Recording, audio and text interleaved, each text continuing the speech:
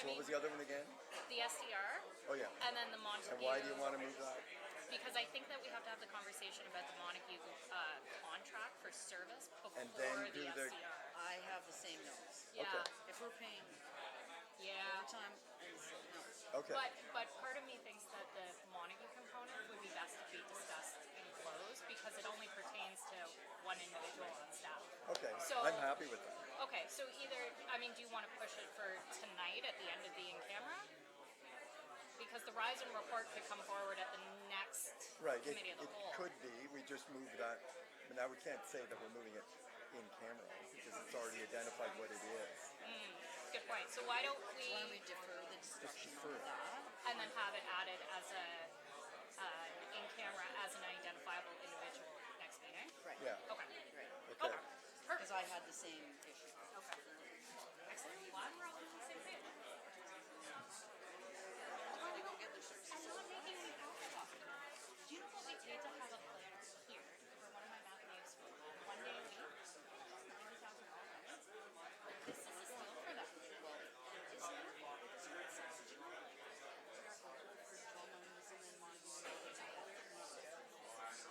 Shared service?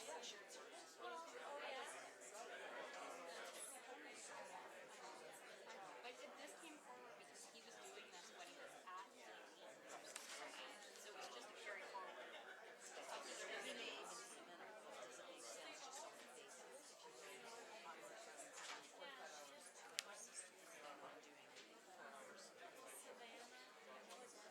During business.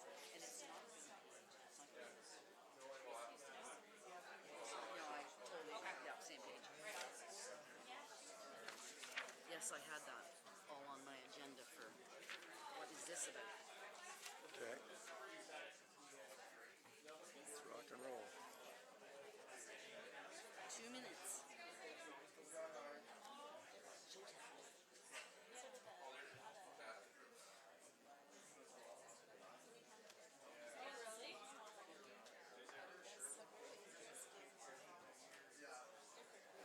Checking the date to make sure Wi-Fi is okay. I've been on since I got here, but I'm gonna run out of battery because I forgot to charge it.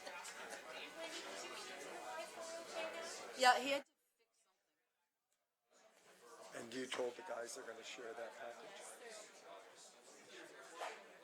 No. No. I'm working now, you're not, no, they're not. Yeah, no. Frustrating. Frustrating.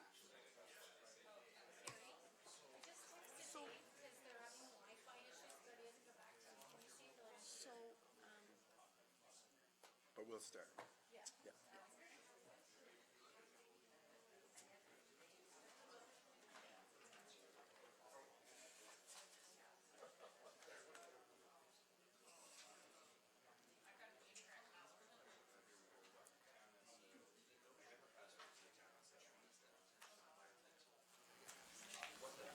So Nikki, you're going to bring that up right at the amendment to the agenda?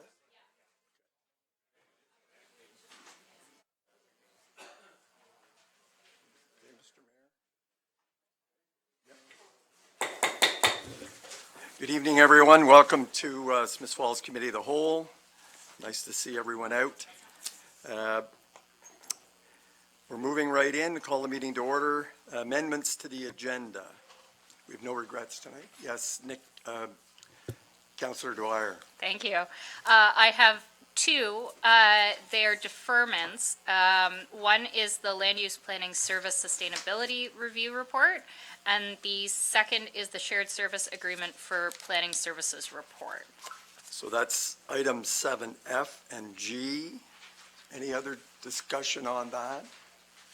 So that's a motion to adopt the agenda or amend the agenda? Does it require a motion? Just requires Just an agreement? Okay. Oh. Yes, No. Mayor Panko? Yeah, I guess just some understanding, Councillor Dwyer, as to why you'd like to defer these items. Sure, thanks. So for a couple reasons. One, I think it's pertinent to discuss the shared service agreement before the land use planning service sustainability review, But also, the land use planning service review comes with substantial changes, more so than most of the SDRs that we've looked at least as this council. And I'd just like a little bit more time to ask some questions and get some clarity around the analysis that has been done before we proceed. And I understand from speaking to the director of the service that these are not pressing issues. Councillor Brennan? Yeah, I'm fine with, until Councillor Dwyer is comfortable, we can have a fulsome discussion at a later time. It's fine. Everyone else okay with that? So the agenda's amended. We'll just defer that to the next meeting. Thank you. Any other amendments to the agenda? We're good with the agenda. All in favor of the agenda? That's carried. Thank you. Any disclosure of monetary interests? Hearing none. We'll move right to our delegations. I'm very pleased to have Flora Riley here to talk about the Red Dress Project. I had a chance to meet her briefly, and she shared her notes with council. So welcome, and thank you. You've turned it on. It's all yours. I remember. Okay. Good evening, Mayor Panko, councillors, ladies and gentlemen. Thank you for giving me this opportunity to speak to you about the Red Dress Project. My name is Flora Mesher Riley, and I'm a native of Paradise River, Labrador, and my heritage is Métis. The Red Dress Project is about bringing awareness to the issue of Indigenous women and girls who have gone missing, who have been murdered, or who we're still searching for. Jamie Black, a Métis artist from Winnipeg, created the Red Dress Project several years ago. It collects red dresses from the community and hangs them in public spaces as a visual reminder of the women and girls who are no longer present. An empty garment of clothing is a marker of those who are no longer with us. We want Canadians to never forget the lost lives of all women and girls. The red dresses swing in the wind, each one representing a woman who is no longer around to wear it. In a way, it is calling the spirits of these women and girls and allowing us to use our voices to speak for them. The color red was chosen as a way to unite the spirit of the cause, as a chance to call them back and to be among us and to hear their voices again. Red represents their life's blood, which has been tragically spilled. The Red Dress Project is a part of a Canada-wide art installation that represents over 1,200 missing and murdered women and girls. In Alberta alone, it is estimated that 206 First Nation women were killed in 2014, according to the police in Alberta. The red dresses have been exhibited everywhere from university campuses to Canada's museums for human rights, where the Globe and Mail called the exhibit haunting. As it looked out on the portion of the Red River where 15-year-old Tina McVeigh's body was found, it's the umbrella project called Sister Under Watch. You may wonder why I'm so committed to this worthy cause. It's because I had a sister, Daphne, who was also murdered by her husband in 1970 when she was 23 years old, leaving her 3 children without a mother. Sorry.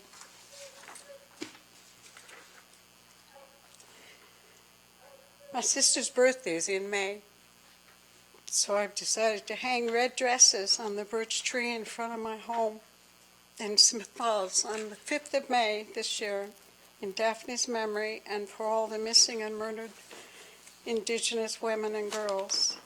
It will be an annual event, for me anyway.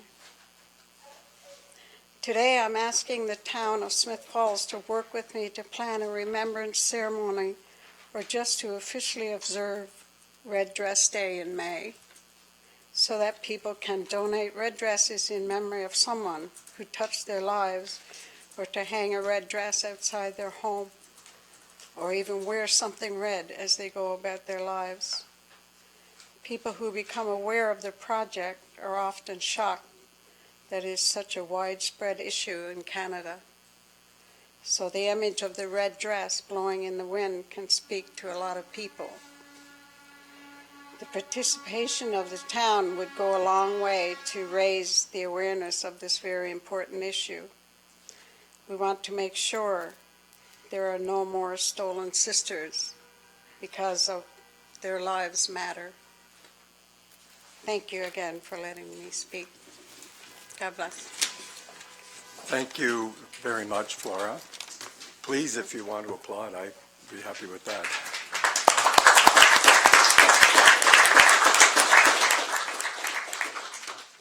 I'll just, if you're comfortable, I'll ask my colleagues if they have any questions or comments they'd like to make. Yeah.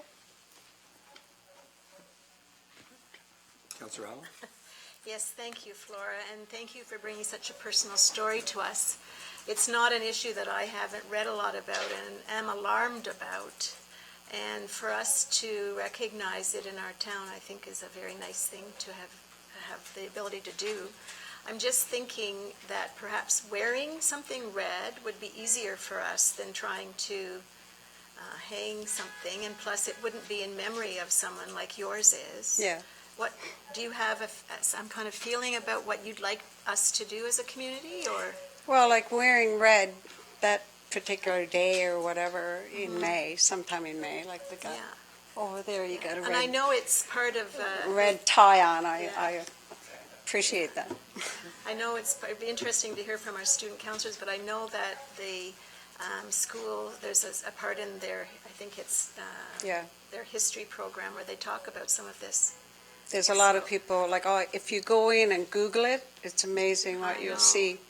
And Every you know, town. it's something that, as a parent and grandparent, I can't even imagine the lack of closure in having a child that's missing, or a loved one missing. So I think it's an event that we should all participate in. So thank you for coming tonight. You're welcome. Councillor Alford, then Councillor McGuire. Thank you as well, Flora, for coming. I have 3 sisters of my own, and I can't imagine what you live with every day, missing her. I am very aware of the Red Dress Project, and I certainly think that there's probably no one at this table that wouldn't find some way to support it, as would our community. What that will look like, I'm not sure at this moment, but I think you can count on certainly this council's support. Thanks very much for sharing that. Welcome. Councillor McGuire? Thank you very much, Flora, for bringing your powerful presentation to council tonight. This is something that I've seen in other communities, and it's a really bold statement when you see the dresses hanging and blowing in the Yeah. wind. It hits home that, these women were a part of our community. They contributed. They have families, and we don't think about them enough. So I really, I'm glad that this is coming to Smith Falls, and we'll have a chance to pay our respects properly. Thank you. I started it last year at my home, and it was too late to come and speak to the council. But yeah, it's starting to be recognized in Smith Falls. Perth does it as well now. So Mayor Panko? Yeah, again, thank you, Flora. And May 5th is a Monday, which is a council evening. Oh, sorry, Sunday? Oh, sorry. So perhaps on that Monday, May 6th. Sunday. On the following, the 5th. no, on the Monday, the following Monday, though, Oh, will be the a council following Monday. meeting. Okay. Perhaps we could all make sure we wear red that evening in recognition and in support. And to create profile, and I don't see any reason why we couldn't permit red dresses to be hung on municipally owned property as well.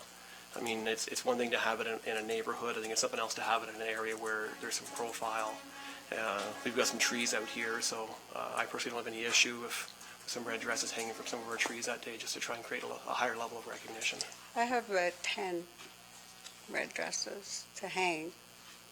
I was going to hang them on my, in front of my home on the birch tree like I did last year. There was a few people that came, and everyone is welcome, May the 5th. 2 o'clock.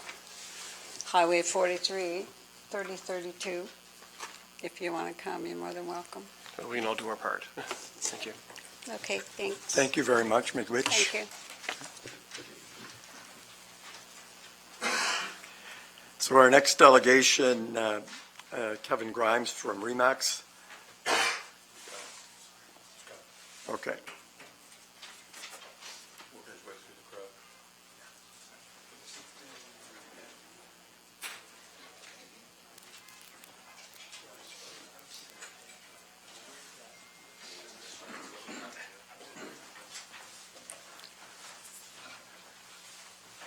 Welcome, Kevin. Thank you.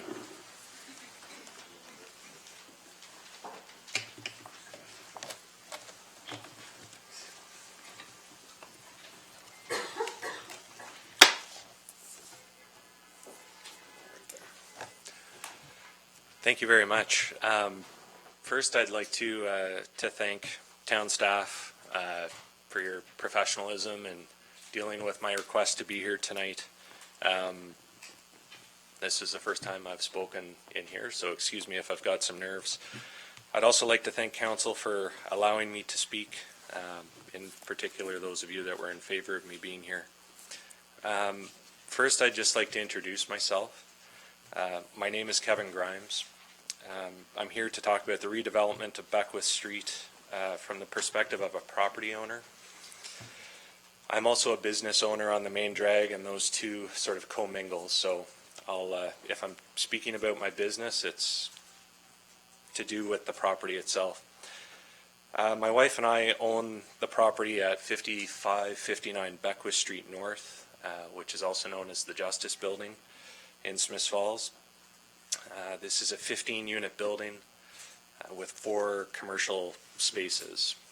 And just a side note, there's 0 parking spots on that property. My wife and I also are the owners of Remax Affiliates, which is located in the Justice Building. We have, at Remax Affiliates, we have 9 locations in Eastern Ontario. We're in Smiths Falls. That was our first office. Our company has since grown. We are also in Kempville, Carleton Place, Westport, Canada, Barrhaven, Orleans, Beacon Hill, which is in the east end of Ottawa, and Embrun. Our company is made up of about 150 agents and staff. In Smiths Falls, there's about 14 total.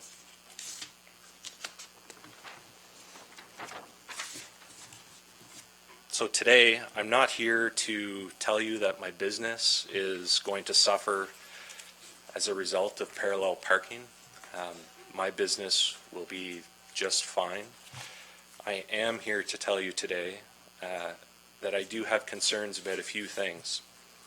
If traffic flow suffers as a result of the proposed changes to Beckwith Street, and common sense would dictate that parallel parking in conjunction with some other things on the main drag will slow traffic down. My business will just make a business decision and move to a higher traffic, higher volume location. I'll come back to that point. Some of you might be happy to see a service business leave Beckwith Street. As the owner of the building, it will have a huge financial impact on the value of my property if my anchor tenant, which is also Remax, leaves that location. And I'm going to come back to that. So I'd like to talk about a few things. First, I want to touch on traffic flow, just briefly. I'm not a traffic expert, but I do have a few concerns. I'd like to talk about the potential of my office moving, and I'd like to talk about the property value specifically. So first, traffic flow. I was here 2 weeks ago when Rob Campbell spoke about his concerns spending 30 years driving a truck up and down Beckwith Street in Smiths Falls. Rob is a good friend of mine, but I hadn't actually heard him voice some of the concerns that he brought up here. I left here feeling a little bit more concerned than when I walked into the room. He made some very good points about parallel parking and how that stops the flow of traffic And I think regardless of the traffic lights and the technology that we will be getting on the main drag, a traffic light is not going to help somebody parallel park.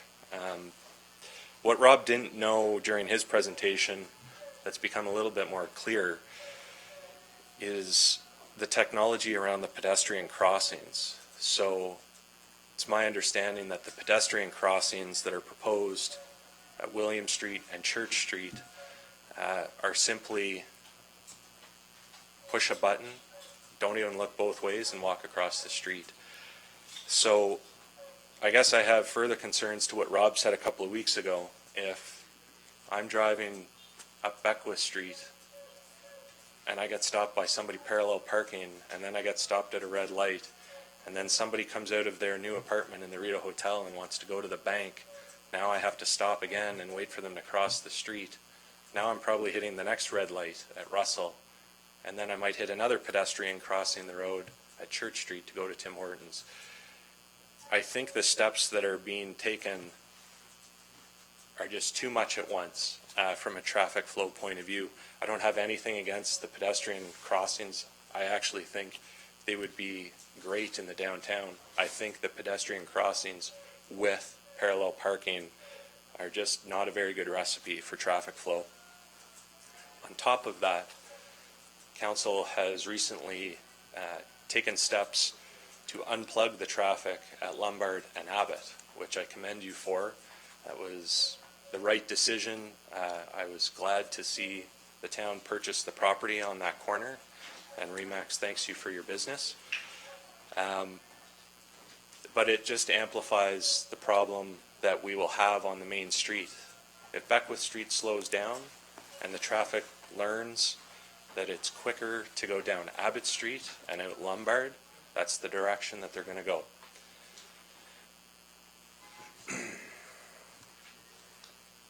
So how does this traffic flow affect me as a property owner?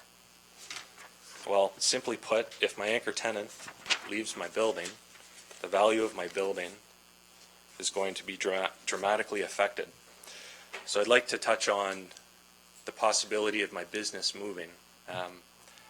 That's not some sort of a ultimatum or a threat of any sort. I'd like to give you a few examples that I think are relevant. I mentioned that my company Remax has 9 office locations. In the last 3.5 years, I've relocated 4 of them. And I've relocated those 4 offices to put us in the line of fire of traffic counts and higher visibility. So, back to my concern, if traffic slows down on Beckwith Street, and as a building owner, my anchor tenant decides to leave, which I will as a business, that's a business decision, there's no emotion involved in that. Again, I go back to that drastically affects the value of my property. In 2016, I relocated my Orleans office 3 blocks from St. Joseph Boulevard to Place d'Orleans Drive. It cost me $150,000 to do that, to upfit the new space and move it around the corner. And I did that because the traffic flow down Place d'Orleans Drive and into the mall was much higher than St. Joseph. Also in 2016, I moved my Beacon Hill location from an address on Montreal Road to a different address on Montreal Road, simply because of parking. And that wasn't a street parking scenario, that wasn't angled versus parallel, but parking and access in and out of the office. That was another huge expense. In 2018, I relocated my Kempville office from a location on Highway 43 to a new location on Highway 43 right next to Starbucks, because the traffic in Kempville has evolved as time has gone on. So I needed to put that office in front of where most people were going to see it. That cost $140,000 to move a small office in Kempville, upfitting a new space. Currently, as we speak, we're in the process of building a new office in Barrhaven. Barrhaven is one of my larger locations. we're going to spend about $500,000 to move that location into a spot where more people will see it, where there's more traffic and higher visibility, better parking. Again, that's not street parking, but parking is a huge issue when it comes to access to a service business.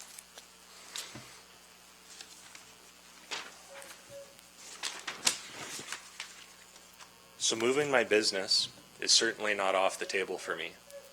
They're very quick decisions that I've made over the last few years and I'll continue to make.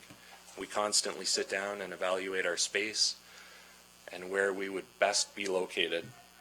The fact that I own the property on the corner of Russell and Beckwith has very little impact in my decision for Smiths Falls. It's certainly a factor, but it wouldn't stop me from moving. I'd like to talk about the value of that building in particular, use it as a bit of a case study, just to put in perspective what I mean when I say the value of the property will be impacted. That building on the corner of Russell and Beckwith, this is the appraisal for that building. So I'm going to use the numbers that are in here, and this wasn't recently done to come here, this is a couple of years old. I think the information is still relevant. The income on the building is about the same. So a couple of years ago, that building was appraised at $1.68 million. To get to that number, a very simple equation is used. It's called the income approach. The income approach is exactly how it sounds. You take the net income of a property and you divide it by a cap rate. That's the value of your building. That's as simply as I can put it. I probably don't need to explain to everybody what the net income of a property is. That's self-explanatory. A cap rate, how do you determine a cap rate in Smiths Falls? It really depends. The cap rate used in this appraisal was 7.75. So a very middle of the road cap rate. To put in perspective, if you had Starbucks as your tenant, you would probably have a cap rate of closer to 5 or 5.5. And if you had a commercial building with shops in it, you would probably have a cap rate of 9 or 9.5. So the cap rate on this particular building is very middle of the road. So I want to walk you through the math a little bit. So just try and stay with me. I don't want to put you to sleep with the math. But I think the data is important because it goes to my point with the value of the building. At the time of this appraisal, the net income on that building was $130,000. Divided by a cap rate of 7.75 gives you an approximate value of $1.68 million. So what makes up that cap rate of 7.75? The location of the building is a huge factor. The condition of the building is a huge factor, and the tenant mix is a huge factor. So take RE/MAX affiliates out of that building. And let's assume I immediately lease that space to a shop of some sort who's willing to pay the exact same rent. So the income on the building has not changed whatsoever, only the tenant mix. What has that done to the value of my building? Now you're taking that same $130,000 of income and you're dividing it by a different cap rate. So if it's full of non-franchise sort of mom and pop shops, I'm not saying anything bad about them, it's just a different calculation from an investment point of view. So conservatively, let's say that that cap rate is now 9. $130,000 divided by a 9 cap rate is a value of 1.44. So I have the exact same income on my building. It's 100% occupied, but I've lost $232,500 of value in my building. Thank you for indulging me with the math.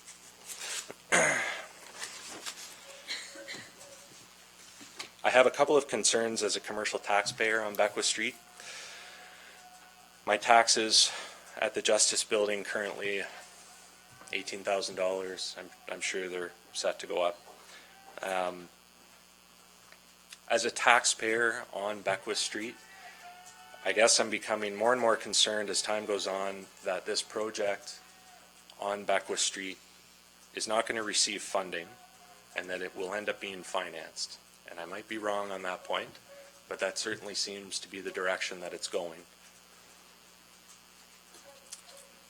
We've already received $900,000 in change from the OCIF fund, and we've heard a lot about the Connecting Link program that we're waiting for, that we need to hurry up and be ready for the Connecting Link funding to become available. I got curious on a Saturday night. I don't have much of a social life. And I looked up the Connecting Link program. This is the guideline for the Connecting Link program, and there's something very clear in it. Under program eligibility or project eligibility, it says in bold letters, note, the same Connecting Link road or bridge project cannot be submitted under both the Connecting Link program and the OCIF. We've already received money from the OCIF for the same project. So I guess, and again, I'm not a very educated person. I have a grade 12 education, barely, but I can read that. I can't quite explain it. Somebody might be able to. As a taxpayer, I guess that leads me to believe that this project is going to be paid for with tax money. And I have a sincere problem with the fact that tax money is probably going to be spent on this project, and we have not had an opportunity in a public forum to voice our opinions about this. If we did have a public forum, I certainly would not be the only one there. As you know, there are petitions going around. I think one is being spoken about later tonight. In my request for a delegation, I mentioned that I would be presenting a petition on behalf of business owners. So the petition I have here, I can leave it. I'll give you the Coles Notes version. There are 100 businesses visited face-to-face in the downtown.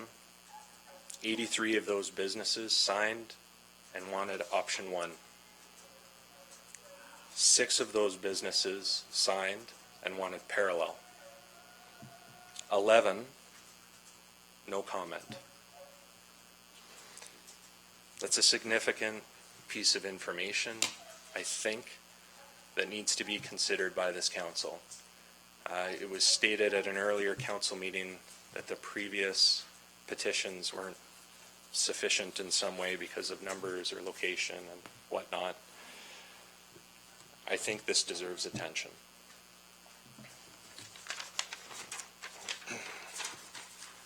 Just a couple-minute warning there, Kevin, if it's okay. Thank you, sir. Almost done. I'll wrap up certainly with a couple of questions. I would like to know if council's willing to hold a public meeting about this topic. Number 2, given the extensive feedback the public and the local businesses have given, will council rescind its current decision and revert back to option 1? And just in my own opinion, it's never too late to do the right thing. Reverting to option 1 will regain the trust of this community, trust that unfortunately right now is very low. Thank you very much. Thank you, Kevin. Comments, questions from council? Councillor Brennan? Thanks, Kevin, for that. I had a question, and I think you might have mentioned this at another time, but when did you acquire the Justice Building? When did you make that significant investment? I'm going to draw a blank on the date. Approximately. Approximately a year ago. So would you have made the same decision on that investment today? If I was sitting here today looking at purchasing real estate to locate my office in, I'd be sitting back right now waiting for this to play out. And certainly, if the street ended up with parallel parking, no. I'd be looking at options out on Lombard Street to acquire something out there, definitely. Thanks. Councillor Dwyer? Thank you, Mr. Chair. Thanks, Kevin, for coming and for your very articulate presentation. I think it brought forward a lot of information that council was not aware of, particularly on the math side, so thank you for that. I think I followed your numbers. Thanks. I do want to draw attention to the question you raised about double dipping in Connecting Link and OCIF funding, and I'm wondering if I can look to Director Dunlop to provide some clarity, because I think that is a very important question. On the heels of that, though, I understand that a financial report through the treasurer will be coming forward in the near future about financing options. Do we have a date on that? Not yet. Okay. Okay. So perhaps Director Dunlop can add some clarity to double dipping and funding. Through the chair, during the review and discussions we had with the Ministry of Transportation, we did obviously look at the eligibility criteria and stacking. It's anytime we do look at grant applications for the community where we have a distinct interest in what our options are. In particular, we also look at whether or not federal funding can be included in Connecting Links projects, as an example. We did ask the province this very specific question about what our options were to finance, which is a very major project for the community in terms of stacking. In essence, we are not allowed to use OCIF money on the road component of Connecting Links and stack it with Connecting Links.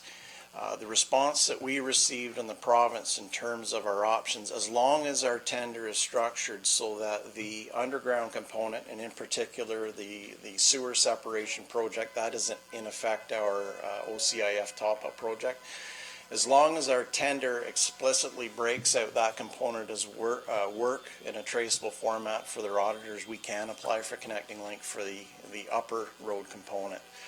I should add that as an example, storm sewers are normally an application item under Connecting Link that you can roll into roadworks. Obviously roads have to drain, but the province did make it clear to us that if you receive funding for OCIF for the drainage as an example, you can top up with Connecting Link.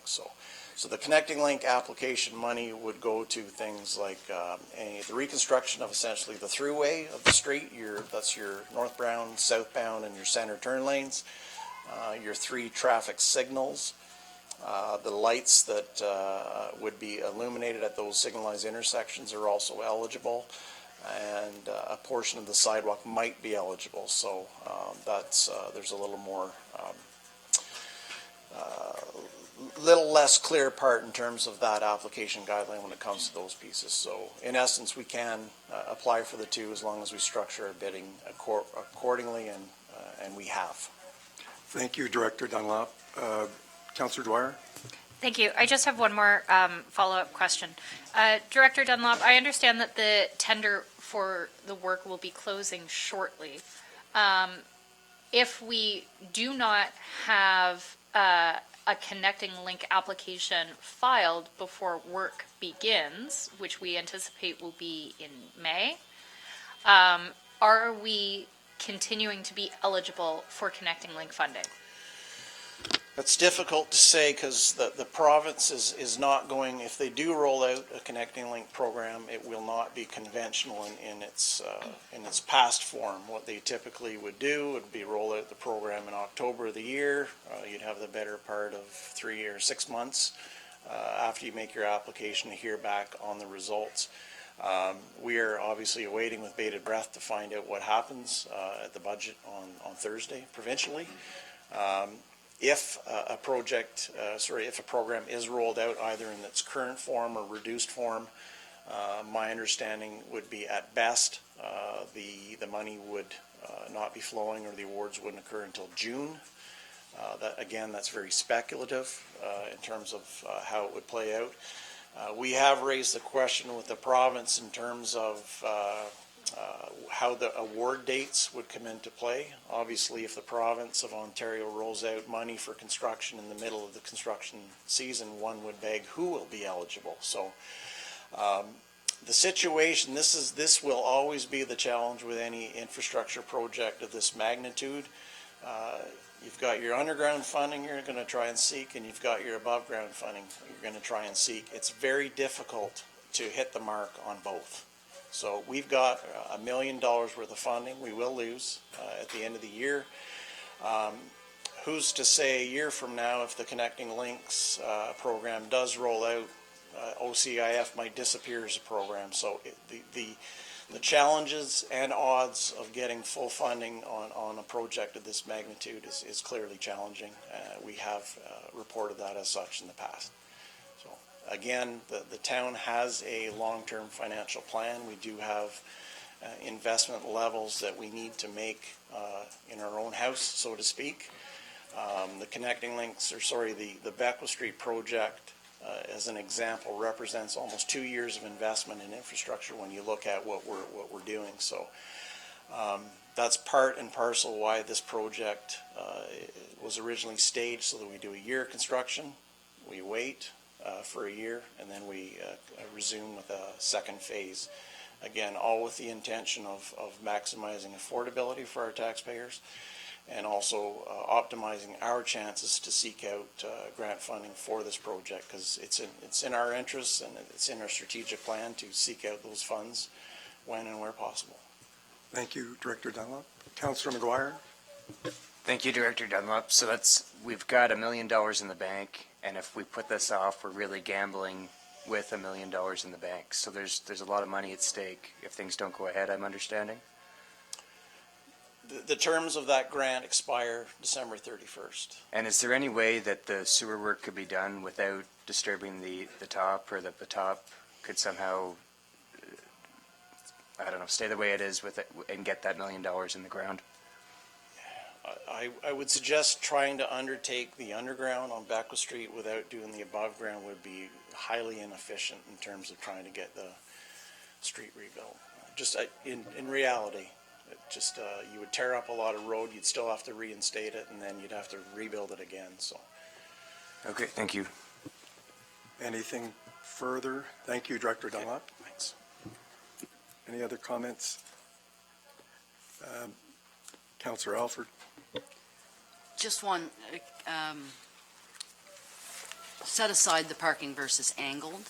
When we undertake the next phase of the parking study, Mr. Duhamel, when he was here, and you've sort of referenced it again today, that if more and more people are going to live downtown, and when you and I spoke, you are currently renting spots for staff to park at, and Mr. Duhamel mentioned that he has 9 tenants, and that's an issue.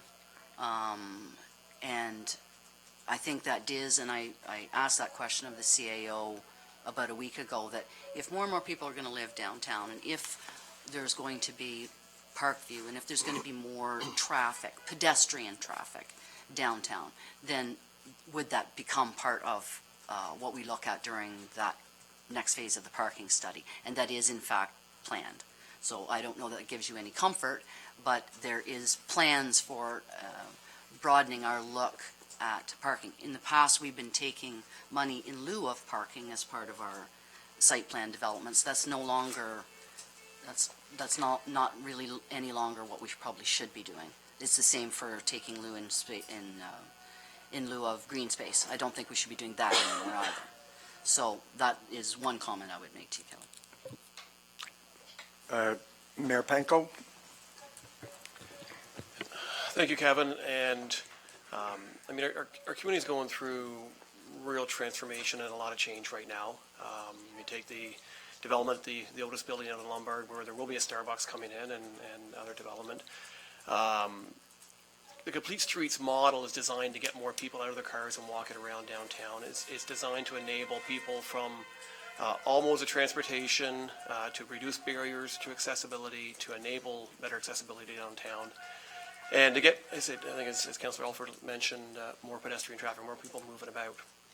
So if that was the case and slowing traffic, as much as we want to see traffic be able to move through, we also see merits in slowing traffic. It's safer for pedestrians, safer for cyclists, safer for people on scooters. It's just an overall safer environment within our downtown. If traffic count's reduced, and you made a decision to move, which we wouldn't want to see, but if a Starbucks came knocking, recognizing the downtown was different and that there was now more pedestrian traffic and they could justify an investment in the downtown, would that have a positive effect on the value of your building? Certainly, if Starbucks was to move in to my building, if I was to move out and Starbucks was to move in, my building would be worth more. So certainly fair is fair in that argument. I think if Starbucks had any plans of doing that, they would have looked for space currently downtown. They do a lot of research before they plant themselves in any community. So, I mean, the fact that they're locating where they've decided to locate, I think is very telling. And we haven't even touched anything yet, you know. And Abbott Street hasn't opened up to a better flow of traffic, and the downtown hasn't slowed down. And again, all of the points that you just brought up, I'm not on the opposite side of the fence from you as far as pedestrian traffic and bike traffic and all of that stuff. I just don't think it belongs on Beckwith Street. There's lots of other ways to access the downtown for somebody on a bike. It just does not make logical sense to me for that to be on Beckwith Street. From a parking point of view, to Councillor Alford's point, I didn't really bring it up too much, certainly in what I said, but we did one-on-one. I definitely have concerns with the parking situation for my business. I'm speaking as a business owner at the moment. Right now I spend $360 or something a month on parking spots next to Chuckles Jack in that parking lot. Ram owns that parking lot, and we rent those spaces from him. I certainly don't have any sort of long-term lease on those. I wish I did, because, again, I fear that when this project, not only when it's happening, but after it's done, Ram will probably very politely tell me to go park somewhere else, because he's going to need those spaces. So it is a challenge. I have 14 people working for me in my current location. Almost half of them drive pickup trucks, another issue. So we can talk about the number of parking spaces and debate that, but again, it's a lot of them won't even be able to fit in a space that is available. So from a business point of view, you know, there's a lot more concerns than just as a property owner, I guess. Thank you. Councillor Brennan? Yeah, just the petition that you brought from the business, you'll be leaving here? Yes. And because I intend to review that, and I hope my colleagues do too. Yes, Because absolutely. it's astounding. Okay. Councillor McGuire? Thanks for coming tonight, Kevin. I really appreciated the numbers. I love going through exercises like that, so that was great. I was wondering, when you were looking for a home for your business, what made you fall in love with the corner of Beckwith and Russell? It's a good question. When we took over, at the time it was Century 21. It was located on Main Street, beside where Milano's is right now. And when we acquired the business, our first order of business was to relocate it. So I guess there's 5. I left that one out. We wanted to relocate it to the main drag where there was lots of eyeballs on it, all of the same things I've already told you. In my business, again, it's a service business. My storefront is one of my biggest advertisements. So, you know, if I'm on a side street, will people find it?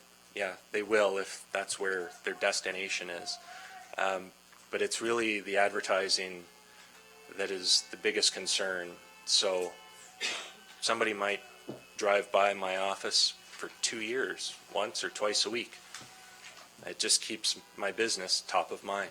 If they drive by constantly and see that sign, 2 years later, when it comes time to list their house, it might be Remax that they call first because they're so familiar with it.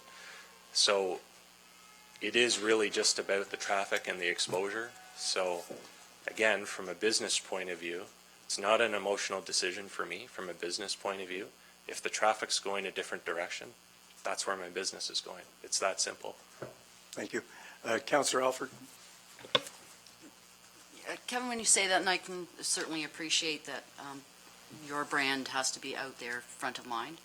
And as people, so you don't see any advantage to the fact that the traffic flow may be somewhat slower, and so they have time to look around to both sides of the streets, or that when there is more pedestrians on the streets, I know various times when I've been in different communities and I'm wandering around there downtown, that's one of the most fun things to do, is stop and look and see what the real estate looks like. So you wouldn't see any advantage to slowing the traffic, from your perspective, from your business's perspective, slowing the traffic so that they see your sign and having more pedestrians browse. It doesn't really have anything to do with the speed of traffic for me. I have no interest in having a dangerous Beckwith Street. If Beckwith Street was slow and that was the only place the traffic had to go, I'd be fine with it. But if Beckwith Street is slow and something else is fast, and that's where the traffic goes, I need to be in front of the traffic. So, are there going to be more people walking around downtown? I don't know where those people are going to come from necessarily. I mean, right now, if you look at my own business, we're 14 people in an office. We are the ones walking around downtown. We're the ones eating in the restaurants during the week. I think in the last week and a half, I've eaten at the Axe and Arrow or ordered from the Axe and Arrow 3 or 4 times. You take businesses like mine out of the downtown, that's actually quite a few people to take out in one shot. You replace it with a shop who has, one cashier maybe. It's a big difference to the people that are walking around downtown. I just don't know if there's a lot of assumptions and a lot of guessing about how this will unfold. People could make the opposite cases. I don't know that whatever you do is. We're not talking about an urban center with high-rise condo buildings where people are walking, biking, eating, shopping, all on foot or on bike.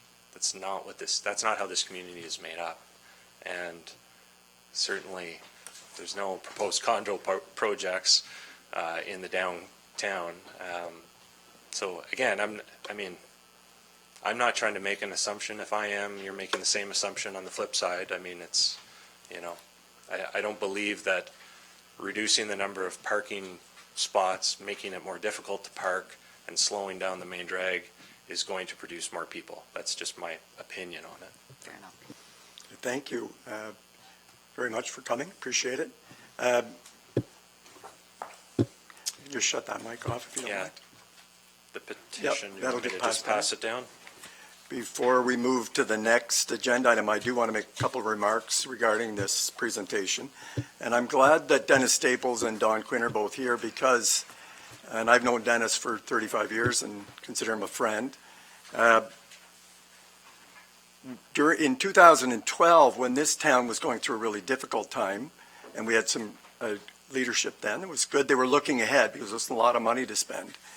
And they hired some summer students in 2012, the town did, went out on the street and started asking people, what do you want to see in your downtown?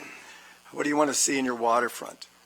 And the town took it upon themselves to develop the downtown revitalization and waterfront integration master plan. So this wasn't something that this council or this mayor cooked up.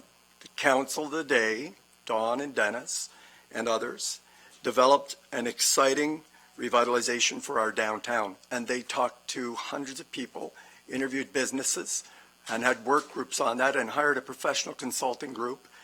And they said, how do we link our downtown? And so out of that plan is what we're dealing with today. This is the result of years of visioning and hard work. It's in that plan, under Dennis and Don, that the first time the complete street model came up. It's the first time that bike lanes were introduced as a concept to link the downtown to bike lanes. They called it the Beckwith Street Promenade. It's a place for people. They were proud of it.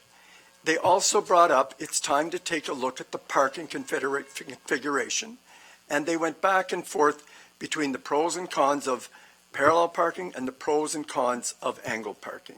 So this is not something that this council has suddenly came upon.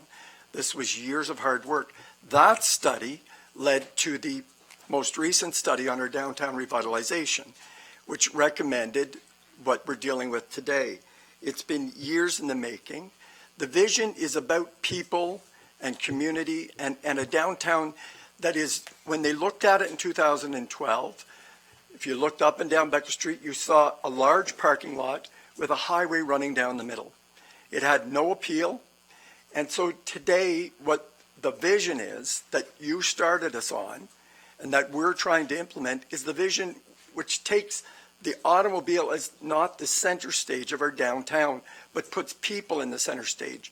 And you called it the Beckwith Street Promenade for a reason. And you wanted to make it a beautiful place and link it to bike lanes, link it to hiking trails, and develop our waterfront. It's a beautiful vision. It's one of the reasons I ran for council, is because I wanted a part in implementing that plan. So I just want to acknowledge that this plan, the Dennis Staples and Don Quinn plan, it's never too late to get behind your plan. It's never too late to do the right thing and stand up for the plan that you started. And no, I will not. You had your chance. It's all in the plan. Thank you. No. Everyone had a chance to respond. I just wanted to set the record straight. Because we're moving on to the next agenda item.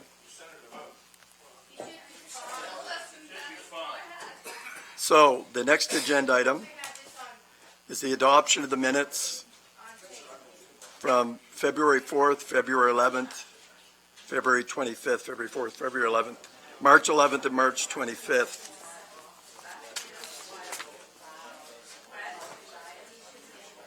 Do you need a motion for that? I do need a motion. Adoption of the minutes. Moved by Councillor Allen. Second. Councillor Alfred. Any comments on the minutes? All in favor? Carried. CAO's director reports. Any director reports? Thank you, Acting CAO Dunlop.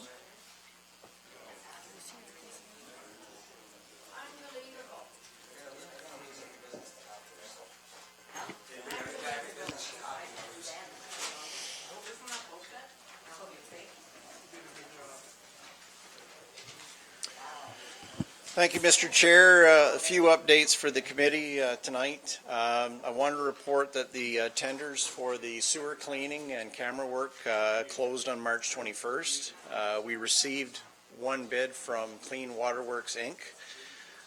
That bid was $43,885, HST included. Our budget for that activity was $55,000 in the operating budget. As some of you may recall, last year we tendered the same activity. We received very high unit pricing. Very pleased to report that, again, with the unit prices we received last year, around $7.90 a meter, they're back down to a normal level of about $6.20 a meter. So under the terms of the procurement bylaw, staff do have the ability to, through the CAO and treasurer, to award contracts under $150,000 that do comply with the procurement bylaw, and the purpose of that update is simply to inform council of that this evening. Two other updates I'd like to discuss briefly on the discussion, and we heard in Mr. Grimes' presentation earlier, On the topic of commercial traffic flow, we held a meeting on Thursday last week. Rob Campbell from Campbell's Trucking was in attendance. We also had representatives from Partham Engineering as well. The purpose of that was to have an open and candid conversation about traffic flow, the signal changes, and some of the concerns that were raised previously at the last delegation. Everyone in the room understands and recognizes the challenges of floating equipment uphill. It's a challenge today. It's going to be a challenge in any future redevelopment of the street in any form. But we had a discussion specifically about the signals. As I mentioned before, all of our traffic signal plant in the downtown is 1980s hardware. We have an obligation under the accessibility regulations to upgrade those intersections to the new accessibility standard by 2025. So that's part of our motivations for advancing that work with Beckwith Street, among many other things. So the technology, as mentioned, it's not very efficient. It's not the best out there. Each of those signals has its own time clocks. Those clocks will drift, and in essence, numerous times a year we're making adjustments to try to re-coordinate those signals so that they flush traffic better. During our discussions, our consultants advised Mr. Campbell that when we do get the 3 signals upgraded, we're looking at a common time clock so that it will flush traffic regularly and efficiently, much more so than you see today. I should add that arrangement was going to happen with either of the scenarios that were before the current and past council. How the intersections are going to be more efficient is largely going to be a part of a little bit reduced green time assigned to the side streets. So again, being a connecting link, we have an obligation to move regional traffic, and we should be able to do so in a very efficient manner after the upgrade. The discussion about the pedestrian activated signals did come up. As I'm not sure if everyone around the committee is aware, if you've driven through downtown Perth, I'm going to use it as the closest example of a PXO. The province of Ontario opened up these devices as a very economical means to provide a safe place for pedestrians to cross in urban settings compared to signalization or conventional signalization, which can cost up to 4 to 6 times as much. A PXO, as an example, it's an on-demand device, so the pedestrian activates it. It's a much shorter cycle than what you would see in a conventional traffic signal. As an example, the typical timing for what I'll call as a PXO is signs 1 second per meter for the pedestrian to cross. Rules under the amended Highway Traffic Act require that cars stop when those flashing lights are going. Once the crosswalk's cleared, drivers are allowed to advance. Staff's concern, and certainly the Ministry of Transportation's concern, is that we move traffic in addition to balancing all the other needs we're trying to achieve with the downtown redevelopment. I should add, the province of Ontario actually has the final say on introducing new pedestrian signals, so the decision to either accept or reject those features did reside with the ministry. They did review the placement of the 2 signals, PXOs, as part of their review under the Connecting Links Authority, and they didn't object. That being said, in the discussions with Mr. Campbell, we want the downtown to work efficiently. We want it to be people-friendly. We want it to also move traffic. We are going to go back and discuss with our team at Parsons just that topic a little more closely. We don't want to do trial and error with our downtown development, but at the same time, we want to make sure we create a pedestrian-friendly environment that allows people to get across what is a very, very wide street. So I don't want to put words in the mouth of Mr. Campbell. He still has concerns about traffic flow, and in my discussions with him last Thursday, I'm committed to go back to our team, look at those PXOs a little closer, and make sure that we're not going to see delays that we're not prepared to accept. So I want to provide that assurances. The topic of the delay of parking maneuvers in terms of parallel parking was discussed, and it's not perceived to be a substantive delay in terms of the operations of the street. Partham Engineering designs and operates, so they not only design lighting infrastructure, they maintain what gets designed. They do the operation and maintenance for many of the signals in towns and cities lying west of the city of Ottawa. They've also done a lot of through their lead engineer at their firm who did work at the city of Ottawa, also managed traffic in the region of Ottawa, Carleton, and the city of Ottawa for over 20 years. So he's very conscious of things that work and things that don't work.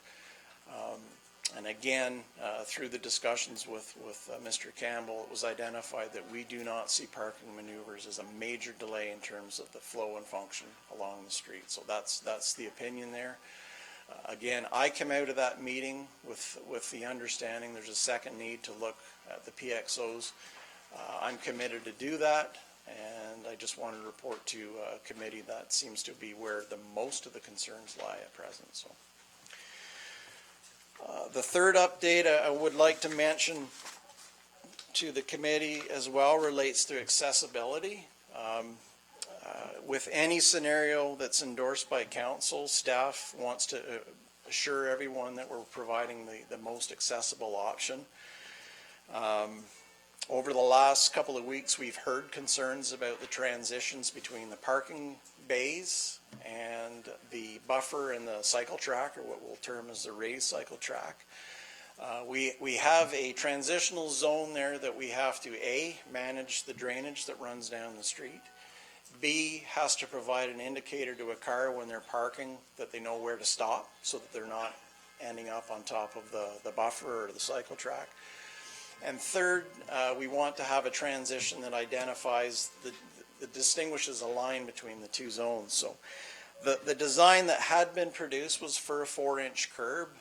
It did provide for the accessibility standard as it related to the deployment of passenger side ramps from vans as an example. But what we're hearing is that's just not enough. We reached out to Parsons' team last week. We urged them to find an improved solution that's going to not only address wheeled mobility aids, but also meet the needs of drivers who may require canes or strollers, and a redesign is happening on that particular feature. So we've received assurance from their team that they can provide a transitional slope that will comply with the integrated accessibility standard, and we'll have that detailed before council and the public soon. But I just wanted to leave the committee assured that that's being fully addressed. Thank you, Director Dunlop. Any questions? Councillor McGuire.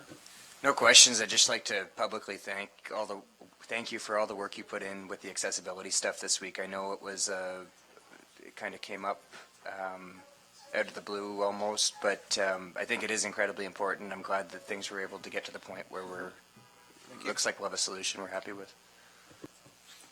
Councillor Brennan, did you have your hand up? No. Okay. Anyone else?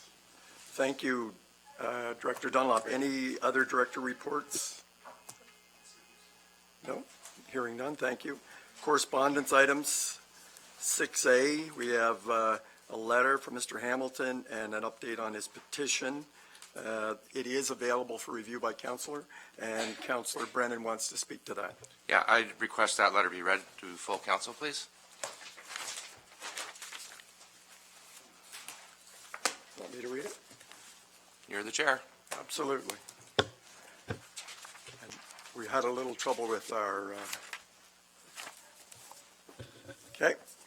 Dated April 4th, addressed to Deputy Clerk Bennett. I hereby present further documentation on behalf of thousands of people and businesses, literally 3,939 residents, workers, shoppers, business owners, volunteers, and tourists from around the Smiths Falls area, which, when included, those signatures presented prior on March 11th, 2019. It should be noted that most businesses, especially from the downtown area, support this movement, and many of those businesses are displaying petitions and actively requesting input from customers. as stated on March 11th, and to reiterate, I have simply been chosen to provide a service today for those individual signatories and businesses. Those individuals continue to request the council reverse the decision of implementing option 2 and reinstate option 1 for the resurfacing of Beckwith Street and a public forum, a true public forum, which this council has consistently denied. This presentation, as explained above, is the signatures collected subsequent to those previously provided to council. Since the March 11, 2019 presentation, less than a month ago, another 1,332 signatures have been compiled. Total signatures of the petition hereby submitted to council at the meeting date of April the 8th, 2019, online and hard copy between the dates of February 16th and April 3rd, 2019 are 3,939, and clearly they request a public forum. You will note that these petitions indicate for the most part where the signator lives, whether Smiths Falls or outside town. The petition also indicates for the most part as to whether they shop, work, volunteer, or use Smiths Falls facilities. It should also be restated, as per the previous submission, that the aforementioned is provided with the understanding that people from the surrounding areas can, at minimum, be considered no less than tourists. We have heard a lot about attracting tourism to town, and how advantageous it is to do so. Surely the residents who shop, work, volunteer to use Smiths Falls facilities on a daily basis can be valued no less. Should these out-of-towners or any of the signers be dismissed as invalid signatories, please do not campaign in the future either to the residents or to those surrounding area any need to or desire to attract tourists. It should at this time be reiterated that I certainly have been provided no indication that the collection of these petitions and further activities will not continue. As stated prior, I do not represent any group, and as I see it, they will continue to try to address their municipal government as each of them sees fit. It is hereby requested that this council reconsider reinstalling option 1 for the resurfacing of Beckwith Street under the Beckwith Street restructuring plan and provide a public forum as requested. Vince Hamilton. Councillor Brennan? Yes, so as per our procedural bylaw, we've had the letter read, which is good. Now, as per the bylaw, voting members of the meeting shall then determine the action to be taken in respect to the correspondence. So I think we should have a discussion.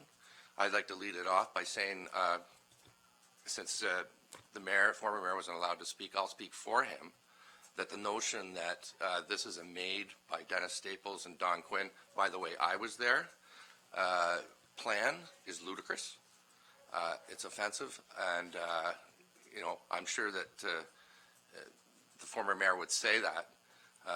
We received a downtown master plan in 2012. It wasn't adopted. It wasn't talked around the horseshoe about what we're going to do, that we're going to change the parking stalls and everything else. That wasn't talked about. So, once again, I'm going blue in the face here, but are we going to have a public meeting so these people can have their time to talk about this and have their questions answered, not as delegation that's vetted and make sure that it's, a new topic, because I can assure you they're still going to be coming.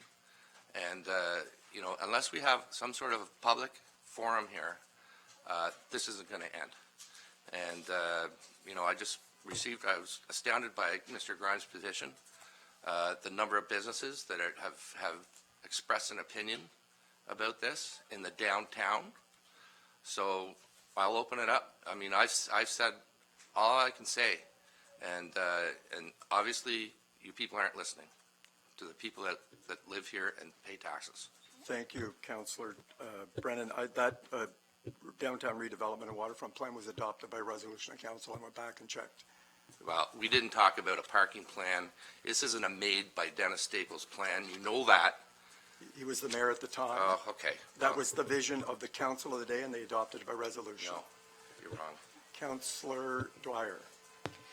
Thank you, Mr. Chair. As the primary stakeholder in the creation of that plan, I was the staff liaison tasked with working collaboratively with the urban design firm and professional planners who created that plan. I can definitively say that that plan did not make a conclusive recommendation on parking. It was strategically designed to include both options, and having reviewed both options with the urban design team, we did not feel that the goals, values, and objectives of creating a people-friendly downtown was lost or enhanced by a decision definitively on parking. I can tell you with 100% certainty that if I had presented a plan at that time that said parallel parking was the only option to do that, we would not have adopted that plan. Thank you, Councillor Dwyer. What I said in my previous comments was that it was introduced, the pros and cons of parallel and the pros and cons of angle parking. That's all I said. I didn't suggest for a minute it was introduced there. That's how I said it. Yeah. Thank you. Any other comments on the petition and letter? Councillor Dwyer. I would also request a point of clarity, probably from the clerk, about how we would proceed with definitively dealing with the question about a public meeting. And I ask this because my understanding from the procedural bylaw is that when we discuss things at committee of the whole, we are not definitively voting on them. It's simply a straw vote. And in order to put this question to bed, it actually has to be voted on at council. So, looking at the clerk for clarity, in order to make a definitive decision on the request that Mr. Hamilton has tabled to us tonight, this would have to go forward to council, and one councillor at this forum would have to table a notice of motion. Is that correct?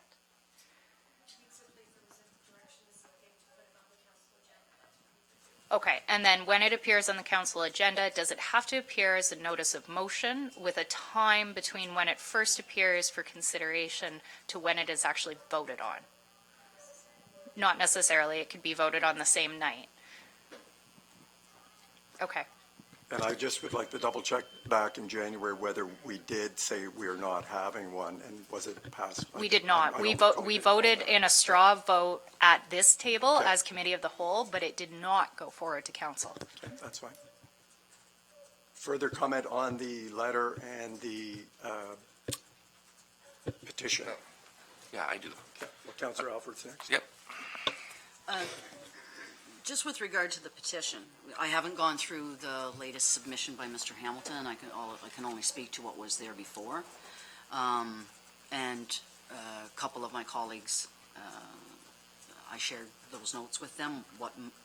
Everyone was free to go through them as they wished. But one of the things that, aside from, while I may not agree with the counts on some of those things, the one thing that was clear to me is that if any municipality, let's use ours as if you're going to be fair to the whole situation, if you were going to count the signatures on this petition at the time, when I looked at it, it was 2,607, and 35 businesses was the other part of that.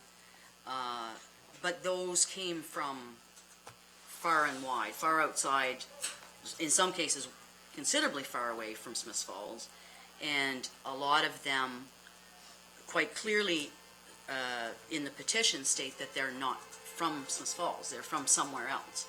So I would suggest that if you're going to consider 2,607, but you're taking the opinions from a much larger pocket, a much larger group, if we just confined ourselves to the 5 contiguous townships, the 5 townships that abut us, that population would be closer to 35,000. And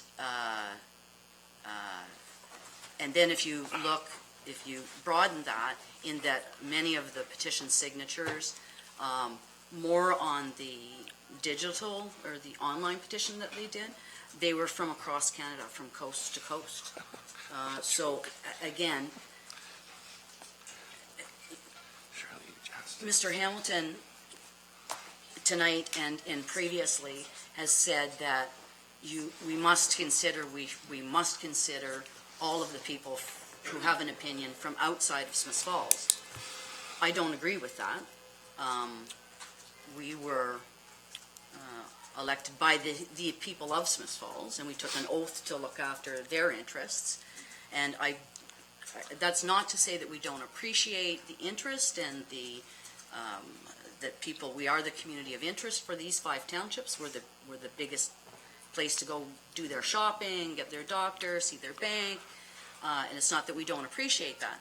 But we're going to come up with a letter shortly from Montague that wants comment about something they're doing. And Merrickville is replacing 3 of their streets. Should the people of Smiths Falls have the same rights as Mr. Hamilton would like everybody on our borders to have here?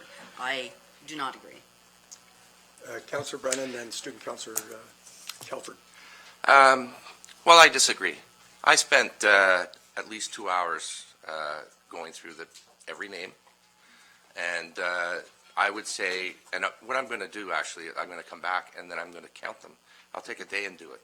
But I can tell you right now that at least 70% of those names live here, at least. And people, I didn't see one name from out of country, out of province, not one. On the owner. Okay, so the majority are from Smiths Falls. The majority, the vast majority on those petitions are from Smiths Falls. I went through them, okay? So I hear there's 4,000 names on it. There, at least, to be kind, 3,000 live in town, okay? So the people that live outside of town, that do business in town, that Mr. Campbell does his business in town, lives out of town, people that work out here, live outside of town, they spend their money here. They spend their money here. And we want to bring tourists in, of course we do. But what about the people that actually are here every day? What about the people that pay their taxes here every year? I mean, we want to attract people from outside, sure, but I want to take care of the people that live here. I want to listen to what they have to say, and I've said it 100 million times. The difference between these 2 options is not that big.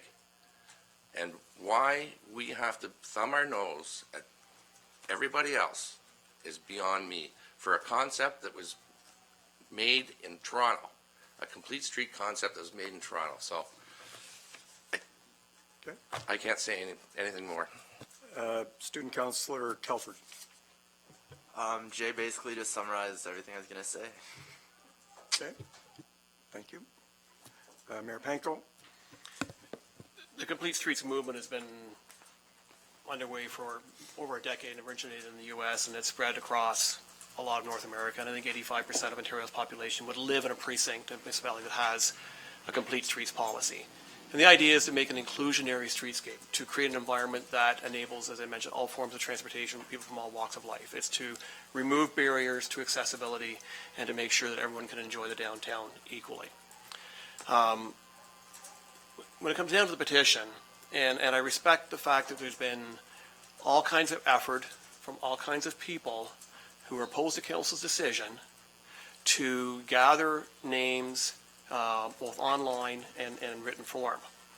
And the challenge I have is that how do we categorize this as an independent, objective, unbiased petition when those who are pushing for it are opposed to council's decision? So we have no idea what presentation, what information is being presented with the petition. And we also know that through this whole process, there's been a real effort to provide, really to spread misinformation. The facts have not, we've tried to circulate and share the facts, and in many cases those facts have been dismissed. The suggestion that we're going to lose 40% of our parking downtown, well, one, that's not accurate, and two, we're losing parking under either model. So there's been no, if it's worried about the lack of a reduction in parking spaces, that happens under either model. The suggestion that, we're going to be opening our doors into snowbanks, we're going to have our opening doors into traffic or bikes, and none of that is true. But if I'm out there in the public and that's the suggestion that I hear, and the information that I hear, well, that may shape my opinion. So that's a challenge I have when it comes to this petition is how do we understand the true credibility of it if we don't know how it's presented and the motivation of the people behind presenting it? So it's a challenge from that perspective. Overall, people who are opposed to council's decision say, well, we're the people who are supportive of council's decision. Why aren't they speaking out? Why aren't they doing petitions? Well, they're satisfied with the decision. They don't see a need to speak out. And I hear virtually every day from somebody in either a personal phone call or in person or an email or a message, you're doing the right thing. Keep it up. Don't lose sight of what we're trying to accomplish here. So as much as there is people who are opposed to council's decision, there are a lot of people who are very supportive of it as well. Councillor McGuire, then Councillor Alford. Thank you. Yeah, excuse me. I agree with Councillor Brennan in the sense that I do think as a council, we're going to have to do something that brings some closure to this divisive debate. The public forum's been the most commonly talked about option. I'm open to alternatives, but I haven't heard any yet. But I'm definitely I'm open to the idea that we need to do something. One thing I want to just clarify for people in the gallery and people watching at home is that there's two different petitions we're talking about tonight. The first one was presented by Mr. Grimes. That petition had 100 signatures on it, but not 100 businesses. It was 100 people associated with businesses downtown. I believe the way I'm looking through those numbers, there's and the petition from Mr. Hamilton is a petition that was submitted a couple weeks ago, and now there's extra names added to it. Okay. Unless am I incorrect? Yeah. Ask the chair if he, can you clarify that? Yeah, that's fine. Please, briefly.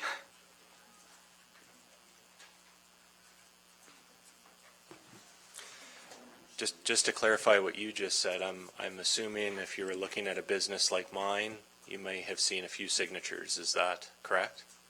Yeah, that's where I was coming from for sure. Okay, so to clarify that point,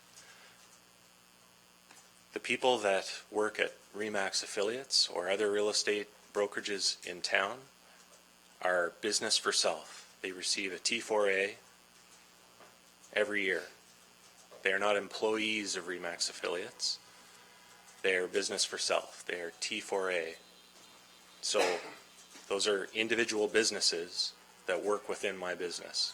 So you can look at the 14 people that work in my office and say they're all in business for themselves. We share space. Do you know if the people, because it's not just RE/MAX that has multiple signatures associated with one business, is each person on that petition an owner in some kind of a business in the downtown? I'm speaking to that situation because I felt that probably required clarity. I don't know everybody on that petition, so that's the only thing I can really speak to. Thanks, Okay. Kevin. Thanks. Councillor Alford, did you want to make a comment? You had your... Or not? No. Okay. Councillor Dwyer. Thank you. Excuse me. As I understand it, there are two things that have been requested our attention tonight coming out of this petition. The first is the request to consider option 1 as previously voted down by this council earlier this year. My understanding is that that needs a 2/3 majority to reconsider, being 5 votes. And I can say pretty definitively, having listened to statements tonight, that is not a realistic possibility. However, the Beckwith Street Public Forum is one which we have not voted on, and as such, I would kindly request an amendment to the agenda to add it as a priority item so that we can forward it to council for consideration and vote. Councillor Brennan, then Councillor Alford. I agree. However, council in June 25th voted to adopt option 2. Since that time, there's been much discussion, public outcry. So I would hope that we could put that on. I would like to see another recorded vote on that item as well. So on going back to option one, I know that it's true, you need 2/3 majority. However, I'd like to see a recorded vote on that as well as a public meeting, which I think is vital. Well, it's certainly not on the agenda tonight, what Councillor Dwyer's asking for, and we've already approved our agenda for this evening. I'm not sure, as a new chair, what the protocol is for going back to your agenda and changing it again. It would have to take, I'm asking the clerk, Bennett. If council feels that this issue needs to be discussed tonight, they certainly can add it to the agenda. Okay, thank you. So, just to be clear, I don't want to put words in your mouth, what you're asking for is the question of a public meeting be put on as a priority discussion tonight? Yes. Okay, and I'll just, by a show of hands, yes, please. Yeah, there was two questions asked in the correspondence. One was a public meeting, and the other one was a reversal back to option one. So Right. I'd like, it won't take long. We'll discuss it, and then we'll put it to a vote at the next council meeting. Both items, both questions. First, we'd have to, I'm agreeable to that. If the chair feels more comfortable having items 1 and 2 in succession on the priority items, and Jay can speak to one and I can speak to the other, is fine, otherwise combined. But I think that we do have a duty to go through the motions to actually properly vote on it. well, we've already properly voted on the option 1 and 2 question. I understand that, but what Councillor Brennan is suggesting is that he would like to table a motion to re-vote on that item and request reconsideration, which under the procedural bylaw, he does have the authority to request. Whether or not council does vote favorably for his motion would be determined at that council meeting.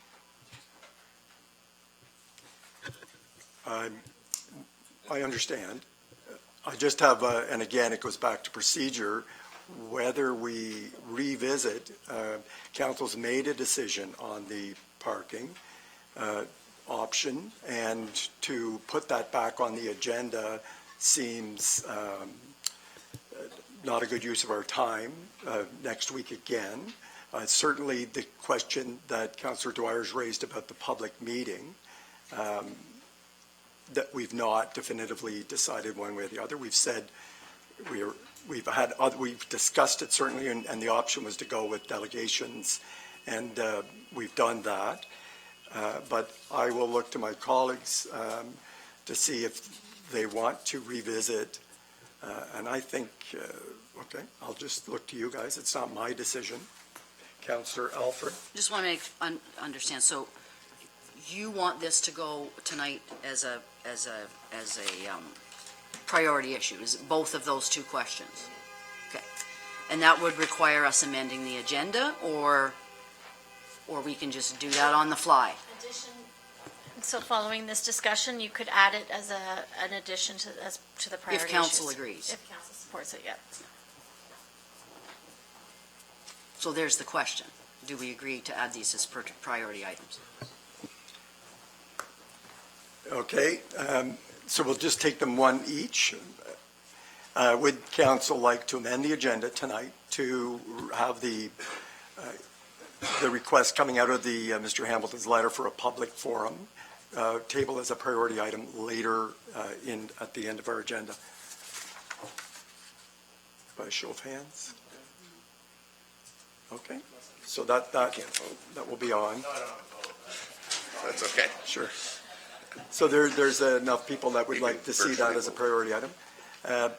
So the second priority item that Councillor Brennan asked about was whether to revisit as a priority item tonight the option 1, option 2 parking configuration question.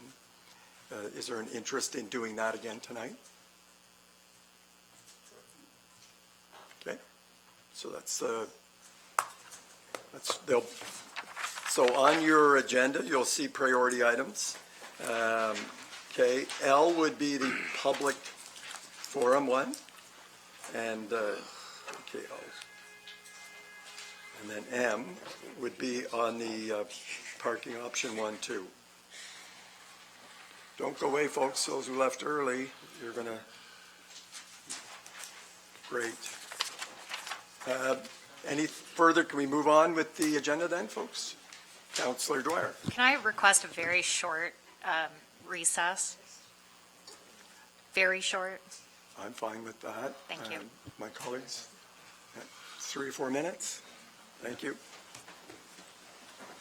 She could just leave.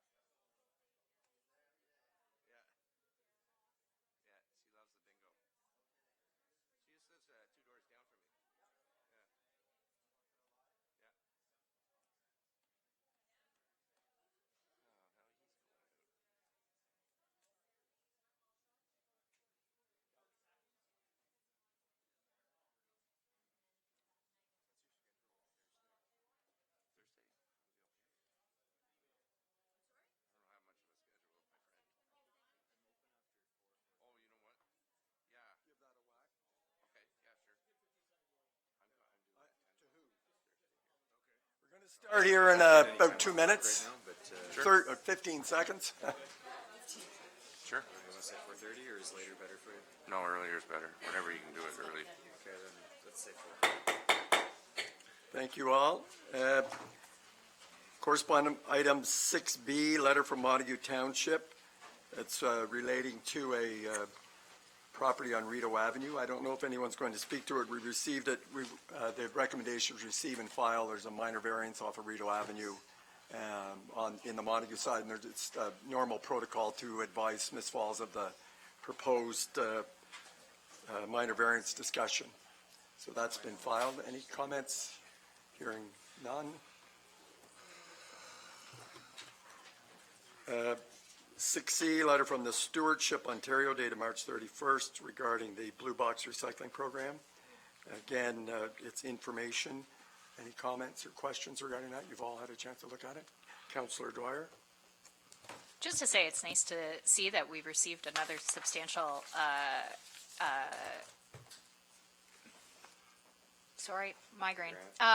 grant. Thank you. Yeah, it was nice to see that we received substantial funding, but I wondered whether or not this was consistent with what we normally anticipate receiving, or if it was up from previous years. Acting CAO Dunlop. Thank you, Mr. Chair. Each and every year, the town receives committed funding, as do other municipalities, on a quarterly basis for their performance under their Blue Box programs. In 2018, as an example, we received the sum of $70,938 and change from Stewardship Ontario for the performance of our program locally. The increase is specified in this notice that we received indicates that we'll get 1% over that amount in 2019. So again, welcome news that it's an increase, but again, municipalities, including AMO, are still urging the province to work towards extended producer responsibility that will ultimately put these costs on the businesses and manufacturers that do create these materials we have to deal with on an annual basis. Thank you. No further comments on that? Item D is a letter from Canopy Growth of April 2nd addressed to Mayor Panko. Mayor Panko, you want to speak to this letter? Sure. I'd like to move this forward for, I guess, discussion as a priority item, please. It's a priority item? Yes. I think we've already done that. No. That's great. So that would be Canopy Growth letter to Mayor Panko, item 7N.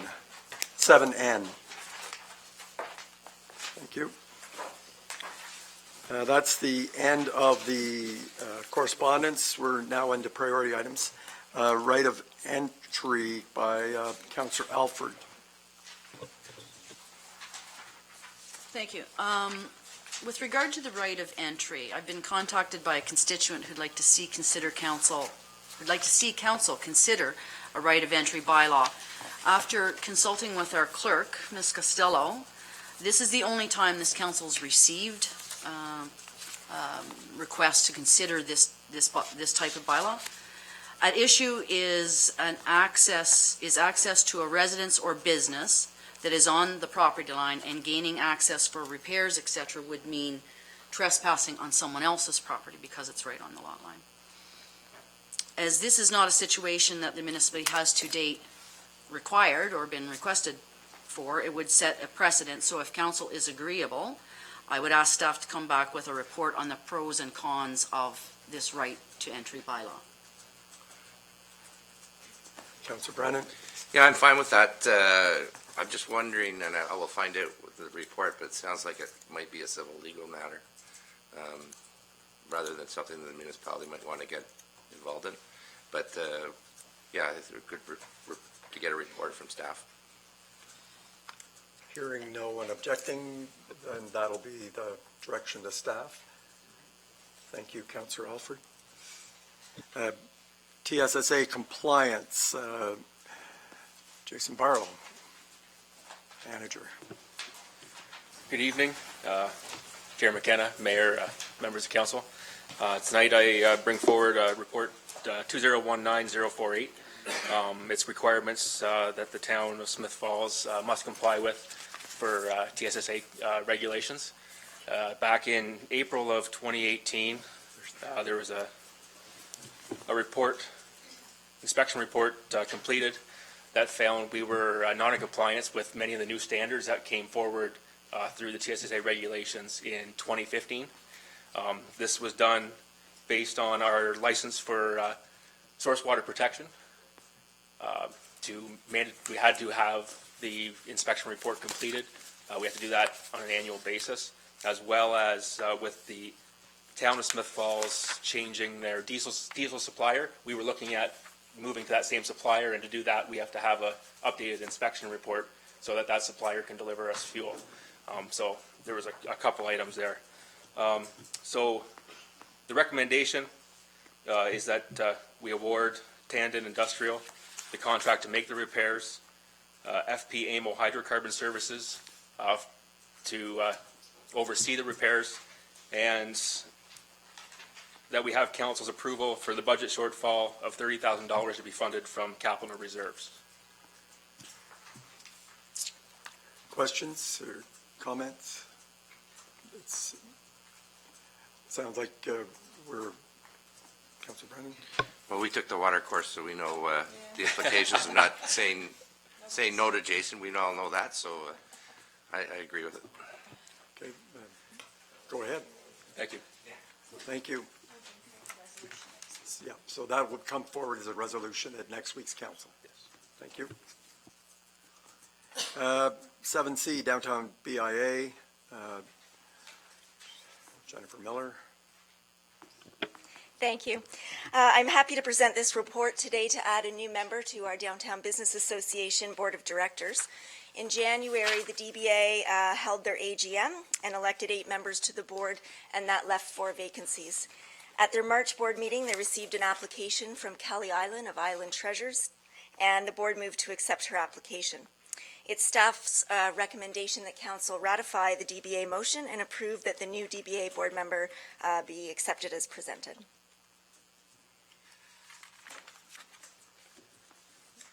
Councillor Allen. It was my pleasure to welcome her onto your board because I know I've been in her shop and she's relatively new to her business, but she's doing well, I think. And if you haven't visited it, take a look at it. It's a beautiful little shop, and I think she'll be a really great board member on the DBA. Councillor Allen. I too am glad to see Kelly there, as I sit on that board as well, and I'm very proud of the work that the DBA is doing, and there's a new energy with this group that I think we can look forward to great things, including Kelly in that.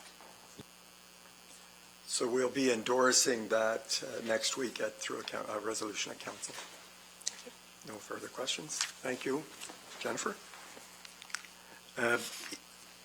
E, appointment of the 2018 Town of Smith Falls official plan, annual report. Annual report. Yes, thank you. Carl won't let me talk about the official plan.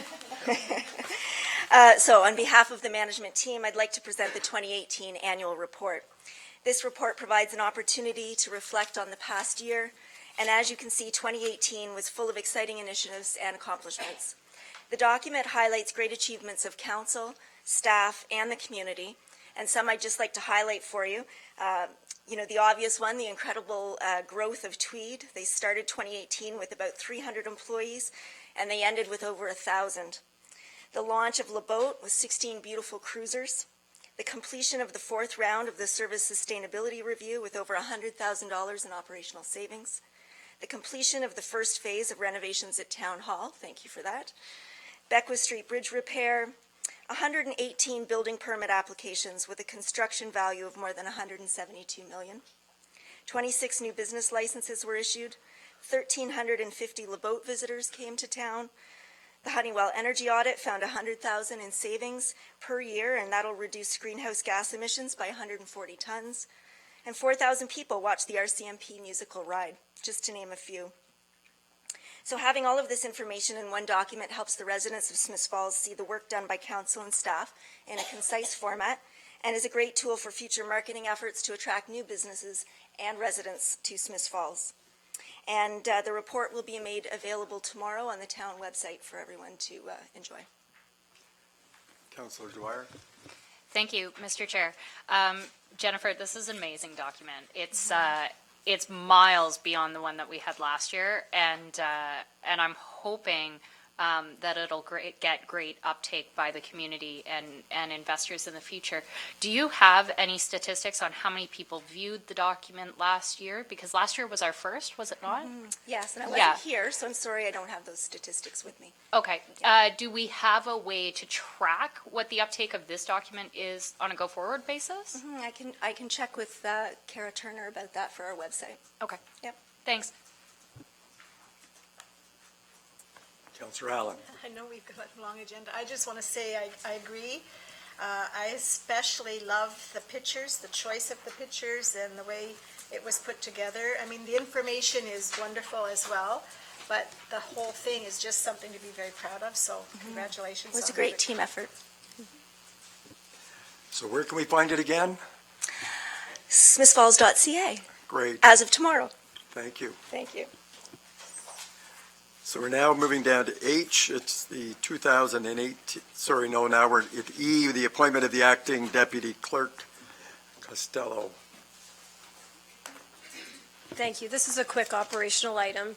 We'd like to put on the books to have CAO Morris assigned as a deputy clerk, not taking over for Deputy Clerk Bennett. There's just in case there's an absence of Deputy Clerk Bennett and myself for a conference or anything like that, we'd like to have him appointed as a deputy clerk operationally. So it's just a quick item, procedural item that we need to take care of. I'm not seeing any objections. Thank you. Carried. Brought forward, thank you. H, the 2018 cost for animal control report. Thank you. I'm going to discuss the next two items kind of in tandem. There's a portion that go hand in hand together. So in 2018, I did a service review on bylaw, the Building and Bylaw Department. In that report, it became clear how much the town was paying for animal control costs. For the members that were present at the time, and for the new members, that equated for the 2017 numbers of $468.02 per animal that we were spending for animal control. And that includes not only the costs for our officers, it also includes any type of vet care, any type of pound care that was required.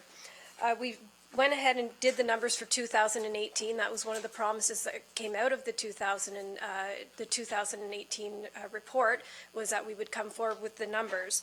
It is down. It's down to $331 per animal that we're currently spending for animal control. So that includes both cats and dogs, and again, for everything from vet care to pound to the cost for our officers. I did a bit of a breakdown for you, so you can see how much each are costing us between the enforcement officers right down to vet care. I will note that the vet care in 2018 was 100% cats. We didn't have any dogs that went into vet care. So this kind of dovetails with the report I'm doing on community donations. This information is brought to you simply for information purposes at this time. But in our community donations report, you will note that we did have a request from Furry Tales, which is a rescue organization here in town that rescues cats. And they have a process in place where they actually treat the animal, make sure it has all of its shots, and then they try to rehome the animal as well. They don't euthanize the animal. So when we were reviewing the report, or their application, we thought it was prudent to give those animal stat numbers to all of you at the same time. So for community donations, for the second round, you already approved the first round in February. So right now we have $41,615 left in our community donations fund. And as you can remember, that's 1% of the taxation for 2019. We've had 3 applications come in since you reviewed them. The first was Rise at the Falls Car Show. They requested $500, and the staff support team, or the staff committee, was receptive to this, keeping in mind that they also receive the park as an in-kind gesture as well as electricity. The second one we had was from the Smiths Falls Gordon Pipe Band, and they requested $5,150. And going with the policy, we did approve 30% of the cost to provide that service, which is just over, which we rounded up to $2,600. And the final was Furry Tales Cat Rescue, who requested $4,999. And the team was supportive of this application. We think that it'll help offset our animal control costs for 2019 and try to get the cat population under control. So we're receptive with this application for 1 year to see if we can reduce our animal control costs, because they are quite steep for both 2017 and 2018. So that was the rationale for bringing them both together. Councillor Allen. Yeah, just, can I talk about both? Absolutely. Okay. So, we made the decision to have our dog, like the pound, outside of our community, right? Yes. Can you give us any feedback, Carrie, on how that's working? Because one of the concerns that we expressed way back then was, how do people who've lost their dog pick it up? Is it going to be... Retrieve their animal? Yeah. I haven't had any complaints. The majority of animals that go to the pound seem to be cats, which is, we use the Lanark Animal Welfare Society, which is just out Highway 43. I haven't had any complaints or anybody call me regarding retrieving their animals. The pound we currently use is the OSPCA shelter just outside of Brockville. So I haven't had any negative or positive feedback for that matter. Can you tell us how this cat group work? Like, do they just, they rehome the cats? They're not picked up, or? They do. They pick up the cat, and then they make sure that the cat has any type of vet care necessary. They also make sure that that they're spayed or neutered, and then they try to rehome the animal. They don't believe in euthanization unless it's the absolute last resort for the animal. So the hope is that we would be able to offset some of our animal control costs, either with the shelter or with vet care bills for 2019. Okay, thank you. We'll just go in order then, Mayor Panko, then Mayor Brennan, or Councillor Brennan. Yeah, I heard from people from Furry Tales earlier this year, and they were looking after the cats through the winter, and certainly the fear that these colonies could multiply dramatically. So I support staff's recommendation for the allocation. Going back just to the animal control report, I mean, we had 4 times as many dogs handled last year as the year before, but we had lower costs for pound services. So as you referenced or alluded to, the fact that there's more dogs are returned to their owners quicker, yes, not having to go through the pound process. We've held microchipping clinics the last 2 or 3 years, and do you know if that's making a difference? And secondly, will that be continuing? Absolutely, yeah. We do partner with the Lanark Vet Clinic to partner with the microchip clinic. I can't say definitively if it has had any, if it has assisted. The fact that we haven't had that many animals taken to the shelter just outside of Brockville could be an indicator that it is being successful. And I can't say that for sure, though.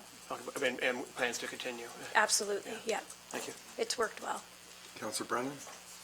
Yeah, on the, I support the donation, the community donation.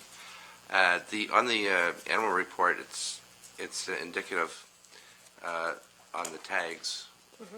We only sold 12 cat tags last year. And I know that's, is there any way we can do an information piece, or when we do a regular update to remind people? Because that's a way to get your animal back, is to have a license. Yes. As well as microchipping. As well as microchipping. Yeah. And some municipalities have started to forgo the whole tag process and offer a reduced rate or no rate if they're microchipped. Yes. So there is a kind of a ad hoc staff team right now that includes Deputy Clerk Bennett, myself, as well as our animal control officer and CBO who supervises bylaw, who are reviewing the whole animal control bylaw to see if there is something we can do. The other thing was I think it was in Cornwall. They have a bylaw, whereas if a feral cat is around your home and you are feeding it, then you own it. So I don't know if the problem's that prevalent here, but I guess it was there. But Something to look into. Yep. Councillor Dwyer? Thank you. I'm glad to see that that we found a good local animal option for cats. Mostly because I think that's going to give my husband peace of mind knowing that they're not going to come to our house. Yeah, don't feed it, or else Jay's going to assign it to me. I would be in favor of actually doing away with the cat tags completely, in favor of a microchipping option. The last time I bought a cat tag for my cats, they were the same tags that we used for dogs, which meant that the poor cats were dragging their collars across the floor because they were just too heavy. So I don't know that there's a lot of value in it. But I'm also a little worried that if we move, well, actually, I shouldn't say I'm not worried. I'm hoping that by moving towards furry tail cat rescue, that we can play a role in helping them spread the message about the service existing within the community, because it's new as far as I know, and a lot of people are not aware of it. So maybe the press could pick up a feel-good kitty story. Evelyn, yes, you love cats. So I mean, hopefully this will give them some bolstering within the community and will help them towards a more sustainable model. And that's the hope, is that the 2019, we see some reduction in our animal costs, but also that we're fostering a partnership with this group. Just one question, we aren't going to get into the parrot rescue situation where it wasn't properly zoned. It is a place where cats can be temporarily housed and moved back out again? For furry tails? Yes. They're rehomed. They're not rehomed to one particular place. Okay, Yeah, so no, it's not the same situation. great. But thank you for asking. So is it just by a nod, we're interested in the donations and support and we understand there are ad hoc groups looking at Yes. future, and this will come forward. So we'll do a resolution to provide donations as per that report, and then we'll also have a resolution to receive the animal control report as well. So 2 resolutions. Coming forward next week. That's right. Yes, next week. Okay, Thank you. thank you. Item J, the temporary borrowing bylaw. Director Cozile.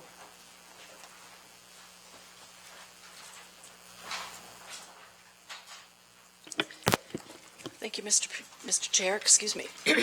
I'm here this evening to obtain council's approval for this borrowing bylaw for the town's line of credit or overdraft privileges. On an annual basis, the town's banker requests a copy of this bylaw in order to be aware of the limit, which is $3 million, should the necessity to borrow arise. It is rarely used, but it is recommended for unforeseen circumstances, and it is for the period ending December 31st, 2019. Comments, questions? Standard business. There's some support for that again with resolution coming forward next week. Bylaw next week, yes. Anything further? The next one. Yes, might as well stay right there. The financial report on excluded expenses.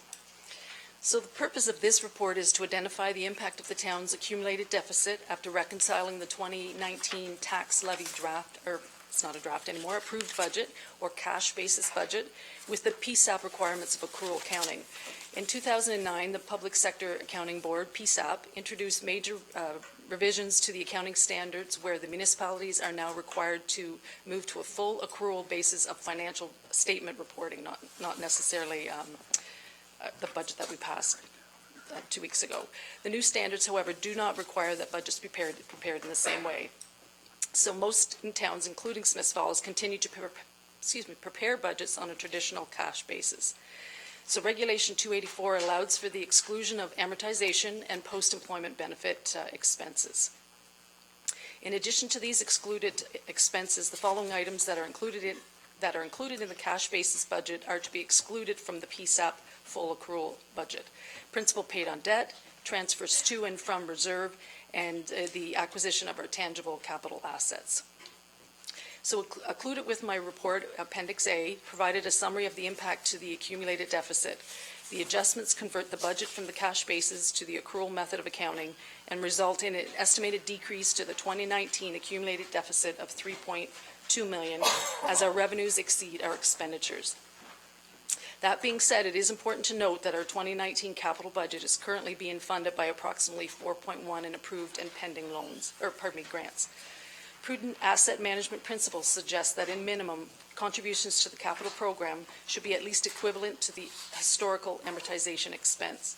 Our 2019s from the transfers from the operational budget to the capital is only 3.1 million, whereas our 2019 projected amortization are 4.4 million, which is a shortfall of 1.3 million.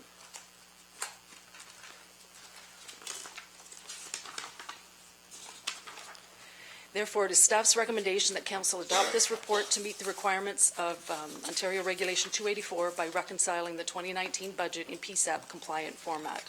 This report should be received for information only and adopted along with the 2019 levy-based budget. There is no direct financial impact as revenue and expenditures for our 2019 operational and capital budgets are balanced. So, council had any questions? Any questions? Thank you. Thank you. Director Brazil. Come forward next week. And a bylaw will come forward next week. Okay, L was the discussion on a public meeting. Councillor Dwyer. Thank you.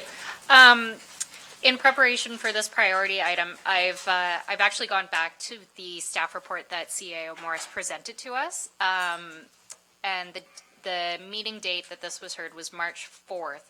I just want to refresh everyone's memories about what the options were that were discussed.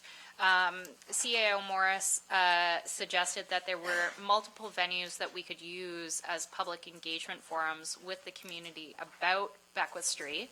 The first of which was to, and I'm just going to read quickly the points that he used, communicate information to the public to address specific concerns that have been expressed. This approach is presently underway with the posting of a Q&A document on the town's website and social media. Material can be updated as needed. The second option was to use the new Speak Up Smiths Falls online engagement tool to post information and seek feedback. The third was to invite/encourage interested parties to address council through the well-established delegation process within the procedural bylaw. Council may want to consider making an exception to the practice of limiting the number of delegations at each meeting. This was the option that committee voted on to give direction to staff. The fourth is to host a group meeting by inviting a manageable number of interested individuals to engage in a conversation with the mayor and perhaps up to 2 members of council and staff to discuss/address concerns. The next option was to host a public meeting with an external facilitator/moderator. Clear meeting protocols, objectives for the meeting, length of meeting, limit on number of questions per speaker, etc., should be established to give all attendees equal opportunity to speak while ensuring the dialogue remains constructive. Staff can advise on options for a suitable moderator.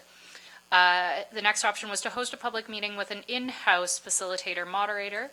Clear meeting protocols, objectives for the meeting, length of meeting, limit on the number of questions per speaker, etc., should be established to give all attendees equal opportunity to speak while ensuring the dialogue remains constructive. And his final option was to take no further action.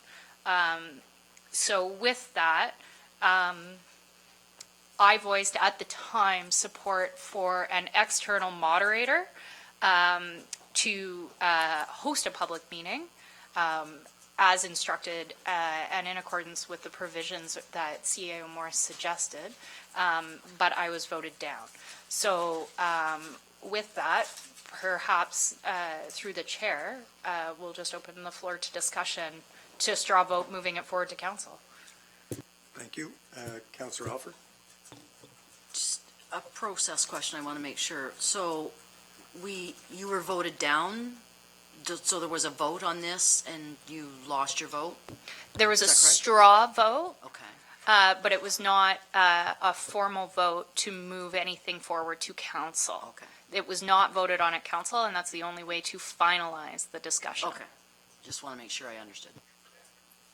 Councillor Brennan. Yeah, so maybe the best way to go forward, I mean, I don't want to get into another debate, okay? I mean, let's put a motion to council that we're going to have a public meeting and have a vote on it next week.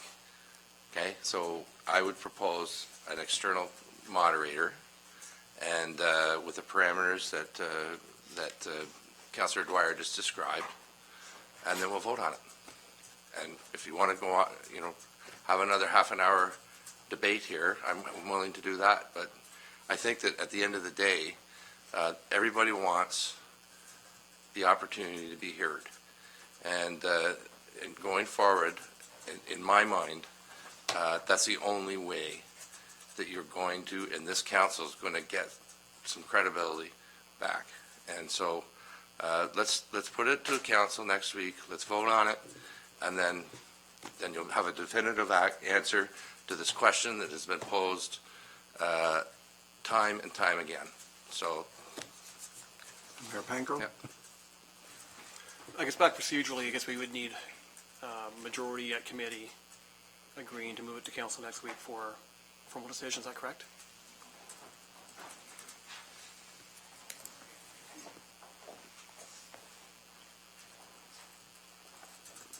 Yes, you'd need the majority to move it forward. Council could put a motion at the council table next week and decide then. Your votes would decide whether it's carried or whether it's defeated. So your decision tonight would simply be whether to bring a motion forward on Monday. You don't have to decide the outcome. The outcome will be decided Monday when it's either carried or defeated. Yes. Okay. Well, and I'm away next week, so certainly I would. It would be disappointing not to be part of the conversation, but we've heard from we've received a lot of public feedback on this topic, and I still question if we put 200 or 400 or 500 or 1,000 or 3,000 people together in a room, what questions remain? I mean, I think we've made every effort possible to ensure the facts are out. We've received numerous delegations. We've heard from lots of our citizens in email, face-to-face, telephone. So if the motivation is an opportunity, if the motivation for a public meeting is the opportunity to express yourself in a public forum, people have had the opportunity to express themselves to council already. If it's to have a stage to get up on and berate council for its decision, if that's what they're looking for, much again, how that's going to help. Obviously, council never went into this with the intention of dividing the community, of creating any form of dissent, by creating any grief with people. I mean, council's intention through this whole process was to do what we are elected to do, and that's to make the decisions we believe are best for our community, not just today, but for decades to come. This is a once in a generation at best decision, and I still fail to understand how we have not been open and transparent. We've taken delegations, we've met with people, we received all kinds of feedback, and everyone around this horseshoe made a decision back on January 21st to proceed with, or basically those who would support the decision, based on all the public feedback that we've received. And that was received last year through an extensive public consultative process. So I don't see, and I appreciate the concerns of the public, but I don't see the benefit of having a whole bunch of people in the room yelling at each other, or people having the opportunity to yell at council because that's the stage that they've been given. I think obviously the community needs to heal and to move on from this, and I go back, we were elected to make some tough decisions, and these are the people who were around this horseshoe have to make every tough decision for the next almost 4 years. I've got Councillor Alford, then Councillor McGuire. I think I feel the same way as I did when we discussed this the last time.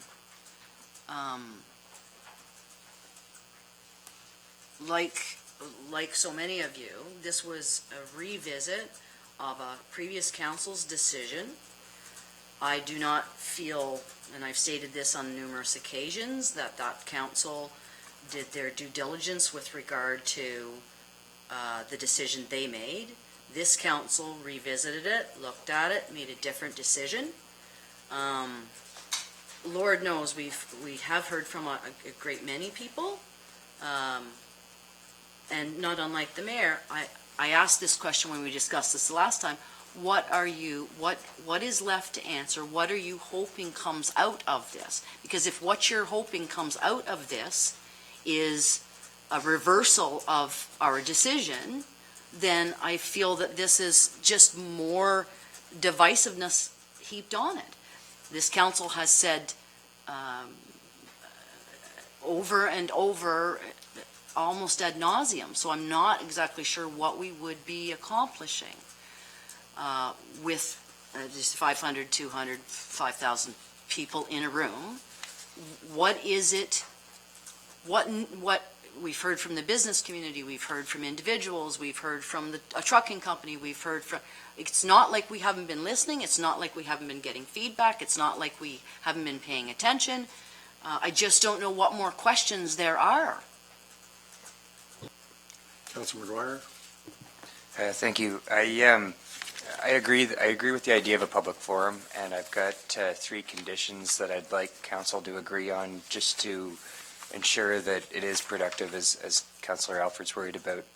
The first one, I would love to see at the door, everybody signs a pledge of respect, that we've disagreed with each other, we've heard each other, but we're going to come into this as productively as we can. I think if everybody's in there's got a little bit of goodwill still left in them, then that's what's going to lend to a productive discussion. And I don't think there should be any tolerance for some of the negative behavior we've seen on both sides of the issue. The second thing is I'd love to see a moderator with experience in conflict resolution that moderates the meetings. I think that there's got to be a neutral third party that just kind of steps in and brings a little bit of the big picture into the meeting of at the end of the day, we're all neighbors. We love this town. We're passionate about the town, and we all want what's best for it. And I think a neutral person running the meeting would help with that. Finally, I'd love to see a block of time at the end that we can use to discuss with everybody what are our pathways to reconciliation. We've got 2 really built up sides on this, and I think we need to, as a community, have a candid discussion of how do we move forward. How do we go to the grocery store without staring at people? How do we walk down the street without boycotting businesses? I don't have a vision for that right now, but I'm hoping that maybe with the right moderator they can kind of guide us on that discussion of how we can come back together as a small town. Councilor Telford, student council. As Wendy stated, that the key issue right now, and that has just been repeated time after time, is that we just keep stating the facts and people aren't necessarily for it. So there was 3,900 people on that petition, if I'm correct. I have a question. So how many people voted in the last election for our municipality? It was 32, 34, I think. 32, 34? It was 32 something. So I think people are upset that we're just kind of misrepresenting them. So we have a petition here saying that they don't want it, or that they're not necessarily for the option 2. And I just think we're doing a job of poorly misrepresenting them. Councilor Dwyer. Thank you. I hear what Councillor Alford's saying, and you're right. I don't think anybody wants this to simply devolve into a yelling match or an unconstructive conversation. And I think, to echo Councillor McGuire's points, and this is not the first time that he has made these recommendations, and I agree with a lot of them. But I think that, as Mayor Pankow alluded to, there seems to be rampant misinformation about the outcome of the design. And perhaps we have not communicated some of the facts about this project in a forum that people can relate to or are tangible in a way that people can appreciate or understand. And to me, that's always been the value of a public meeting, is having one-on-one engagement with somebody. And perhaps the forum needs not be a panel of councillors or Director Dunlop directly in the line of fire fielding questions, but rather having an open house over the course of several hours where people can trickle through and ask their questions one-on-one, ask for our opinions on why we made the decision that we did, and provide their own opinion for thoughtful discussion. And I know from speaking to members of the community that many of you have sat down for meaningful one-on-one conversations with people who do disagree with your opinion. And the outcome has always been respectful and cordial and helps both sides appreciate where the other is coming from, while not necessarily coming to an agreement on which option is best. But I think that having a well-formatted public engagement session, and that's different than strictly having the point that I'm trying to make is that engagement and public consultation are two very different things. And just because we have publicly consulted with people does not necessarily mean that we have thoroughly engaged with them. Certainly not in the mass that we have received feedback from through communication channels. And I think that it would serve us well to hold a format that allows for more thorough conversation with not only staff but council directly and those members of the community who feel comfortable to come out and do so. And it's not lost on me that the vast majority of people will not feel comfortable to do so. But if they do, then I think that we should at least have that forum for them. Did you still want to speak, Councillor Alford? Firstly, to Student Councillor Kelford, when you talk about how many people voted in the election, to Student Councillor Kelford, when you speak about how many voted in the election in Smiths Falls and somehow draw a line between how many are on the petition and how many voted, keep in mind that not all the people that signed that petition are from Smiths Falls or would have had a vote. Okay? To Nikki's point, that is very often, and I think all of us have done it. We've met with people, people who reached out to us.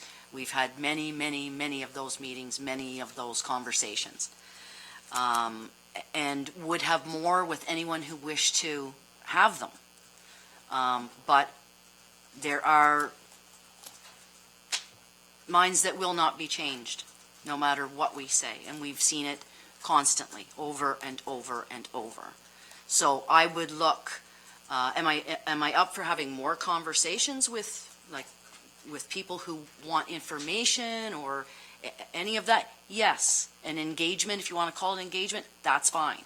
But I just do not see that you're going to change. There is a segment here that there is, no matter what we have said, and there has been many accusations of not being, this council not being transparent.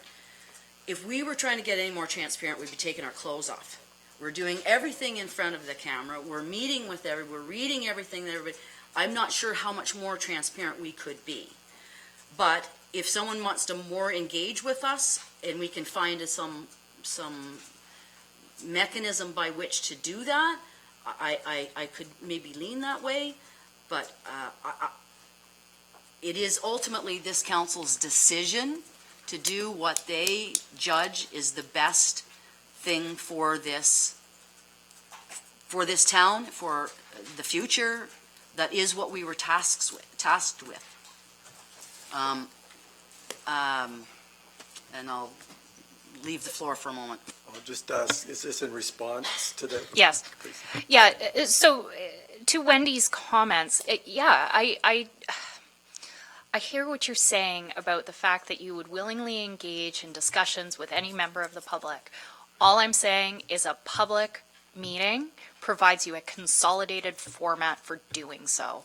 So rather than dragging this out through months and months of individual engagement, we host it in a public forum. So I have three people wanting to speak. So Mayor Panko. The decision council's made, and I guess we'll be revisiting that decision, the next item on the agenda. Presuming it's intact, we've got a beautiful end result. We've got an incredibly transformed downtown that, I won't get into all the positives, but is going to be, we believe, an injection of new life into our downtown, support our business environment, enable accessibility, active transportation, draw people in, the whole works. if there is a lack of understanding in seeing that vision, then I am agreeable to an open house style environment, maybe similar to what was done early on. It might be, a lot of it would be a repeat, other than it would bring up to date all of the work that's been done since then, since last year, and to lay out the plans, to have a couple of different tables with some staff, maybe parsons, members of council, in that environment where people could interact, sort of that one-on-one, come and see the vision, come and understand what the end result is based on what's happening with their next discussion, and go from there.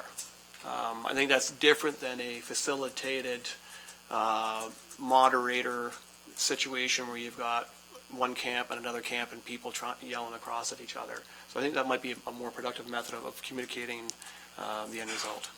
So I've got Councillor McGuire, Councillor Brennan, Councillor Allen, and Councillor Alfred. I definitely agree with Mayor Panko that, an adversarial approach to the meeting is not going to be productive. I just want to clarify, I don't think a moderator means an adversarial format with an us versus them, kind of like the strategic plan meeting the other night. I think that just that there's somebody kind of scrutineering the room that doesn't have a horse in this race that can, if something flares up, come and de-escalate the situation. I don't think it's, I don't think it goes to one point or another. And I would like to get to see if there's some consensus on those ideas that I presented earlier or not before we vote on whether we go ahead with the meeting. Councillor Brennan? Yeah, it's my head spinning, but I think this should come to council. We can work out the semantics of how it's going to work. Are you going to have tables here and there for people to come to, or we're going to have a moderator? We need a public meeting. We need a public meeting. We need a public meeting. So I want that to be a recorded vote. I respect whatever council decides, but that needs to be a recorded vote as well as the next item. Do you have a question? Okay. Councillor Allen? Yeah, I have found over the last, how many weeks has this been, 7 or 8, that it makes me sad to see people that I love, people that I've worked with, people that I respect, disappointed and angry, and just upset with our council and the community and all of that sort of thing. And I think I made my decision, and I'm not going to change it, because I made it at the last council. I made it because I really felt I had taken enough time to be educated and figure out the best way for our downtown to go into the future. I know people were angry at me then, but I was outvoted then. And when this happened, that there was an opportunity to look at this again, I had to be true to what I knew was right for me. And there are still people that I care very much about, that I've had conversations with, that at the end of it, they're saying to me, yeah, I understand that now, I get it. Because there is a lot of misunderstanding on what it's going to look like. And so, looking at what Councillor McGuire said, perhaps having an evening like that would have a lot of conversations around how can we all kind of just move forward. Make our downtown people-friendly. Maybe there are some things that, people have told us over the last 7 or 8 delegations that we can look at again, but I really would love our community to be happy again and to, work together and not have this divisive feeling that's, in here. I just think it's not a happy place to be right now. Councillor Alfred? Yeah, this is a very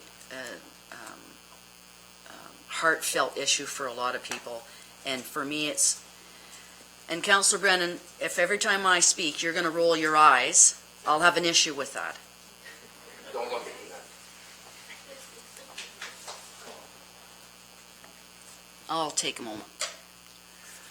Okay. Like Councillor Allen, I think the decision that I voted in favor of the complete street, and I don't plan on changing that. It's based on the consultant's report and information that I've looked at over the years. And it's about a vision for the future that as Mayor Panko said, I think the downtown needs a major facelift, and this will be an important part, not for us, but for the future generations, and I plan on sticking with that. I am interested in improving the dialogue with my community, where I grew up, and colleagues, friends, and non-friends alike.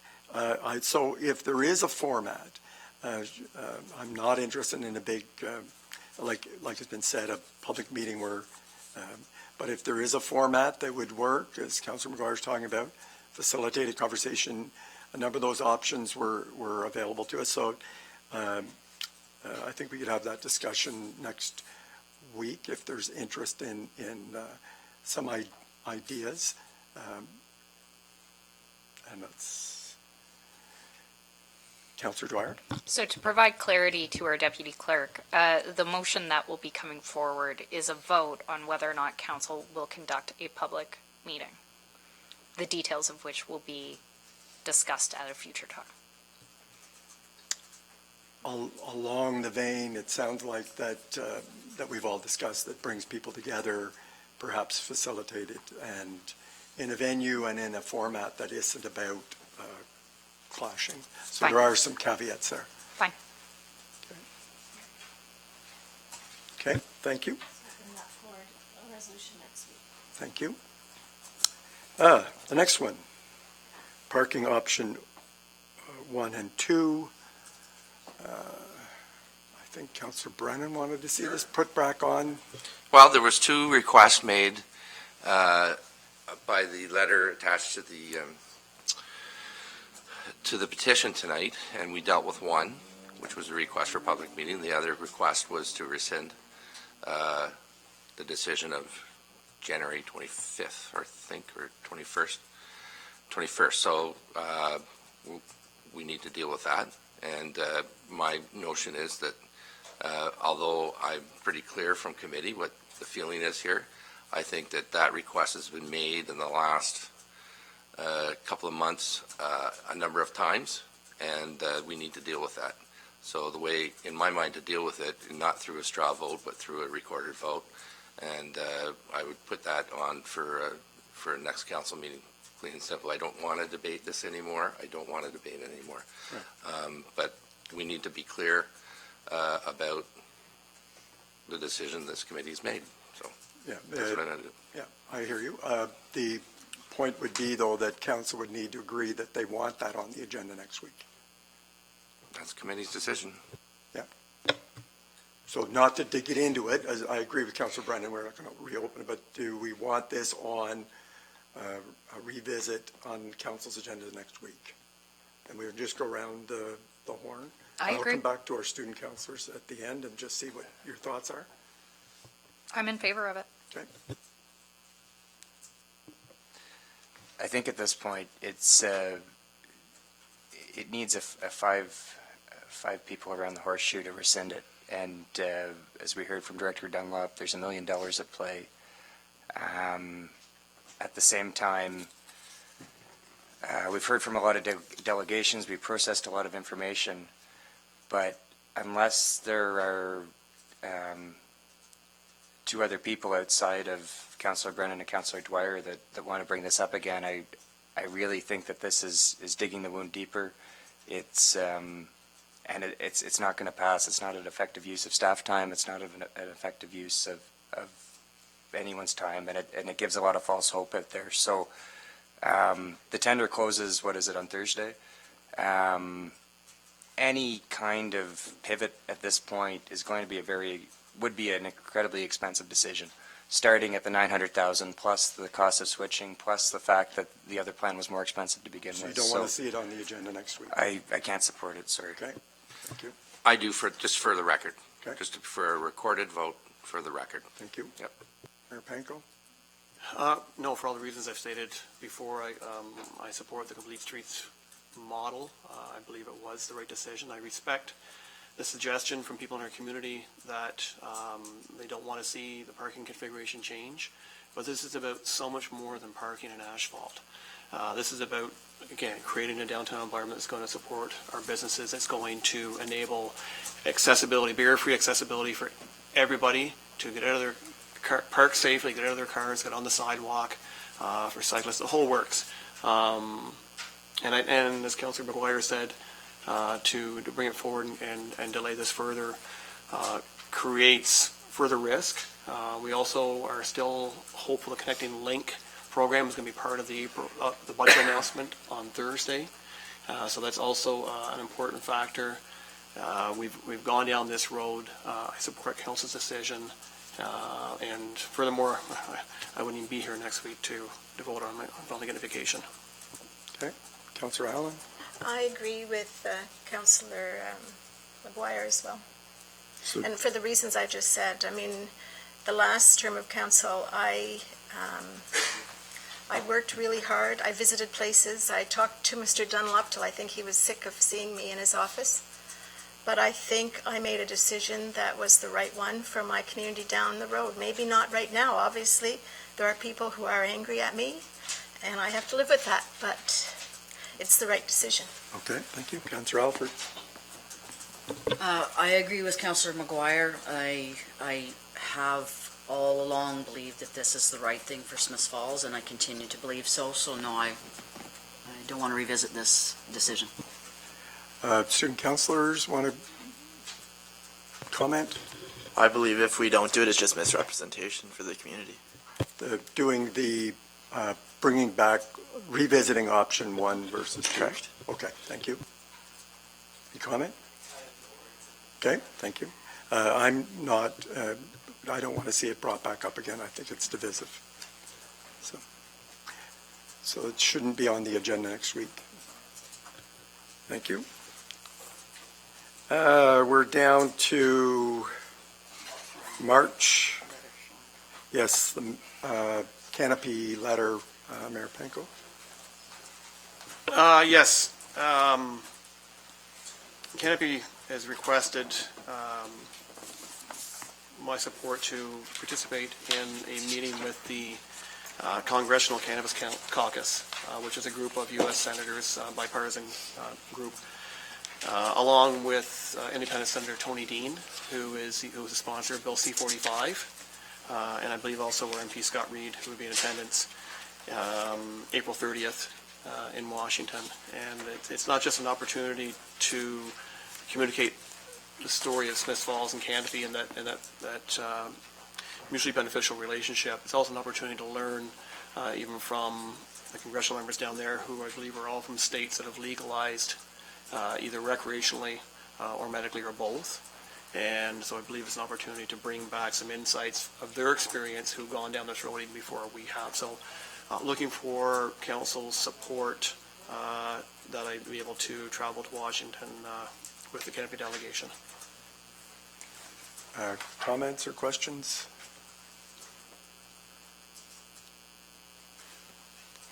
Councillor Dwyer. I'll let Councillor Councillor Alford go Alford. first. Her hand went up first. No, I was a little bit surprised at the invitation and to go to Congress.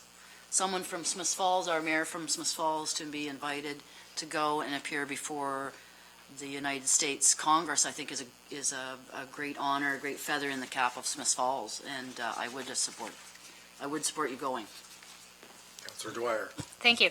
I echo Councillor Alfred's sentiment. I mean, way to go, you. That's outstanding, and hopefully we can get some presence and visibility south of the border.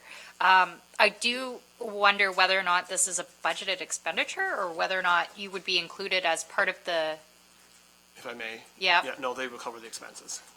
Fill your boots. Have fun.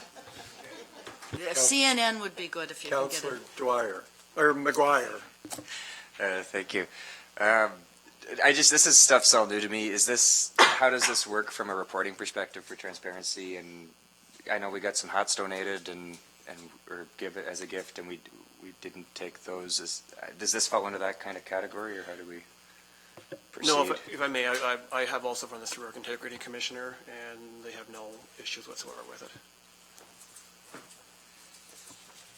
Everyone okay then, and we'll support that? Resolution will come forward next week. Yep, terrific, thank you. So, there are no standing items tonight, and we'll be going in camera to discuss personal matters about an identifiable individual.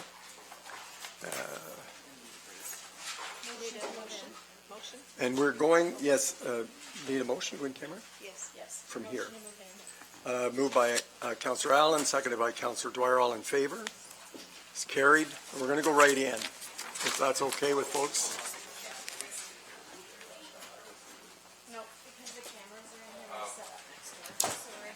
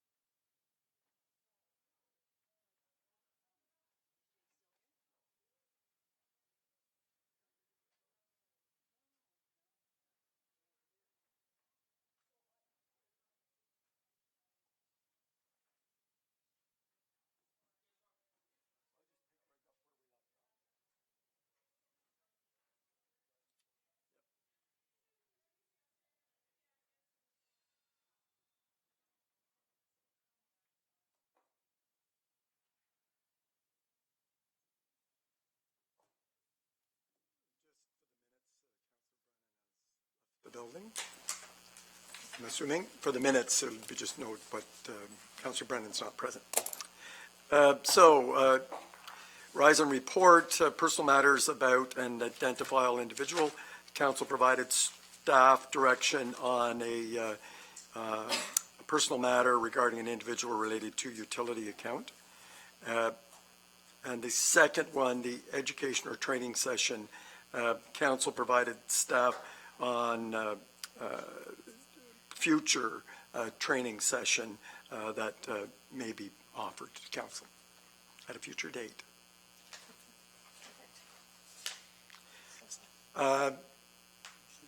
Yes, no, nothing further. Motion to adjourn. Councillor Allen, seconded by Councillor Dwyer. All in favor? Carried. Thank you.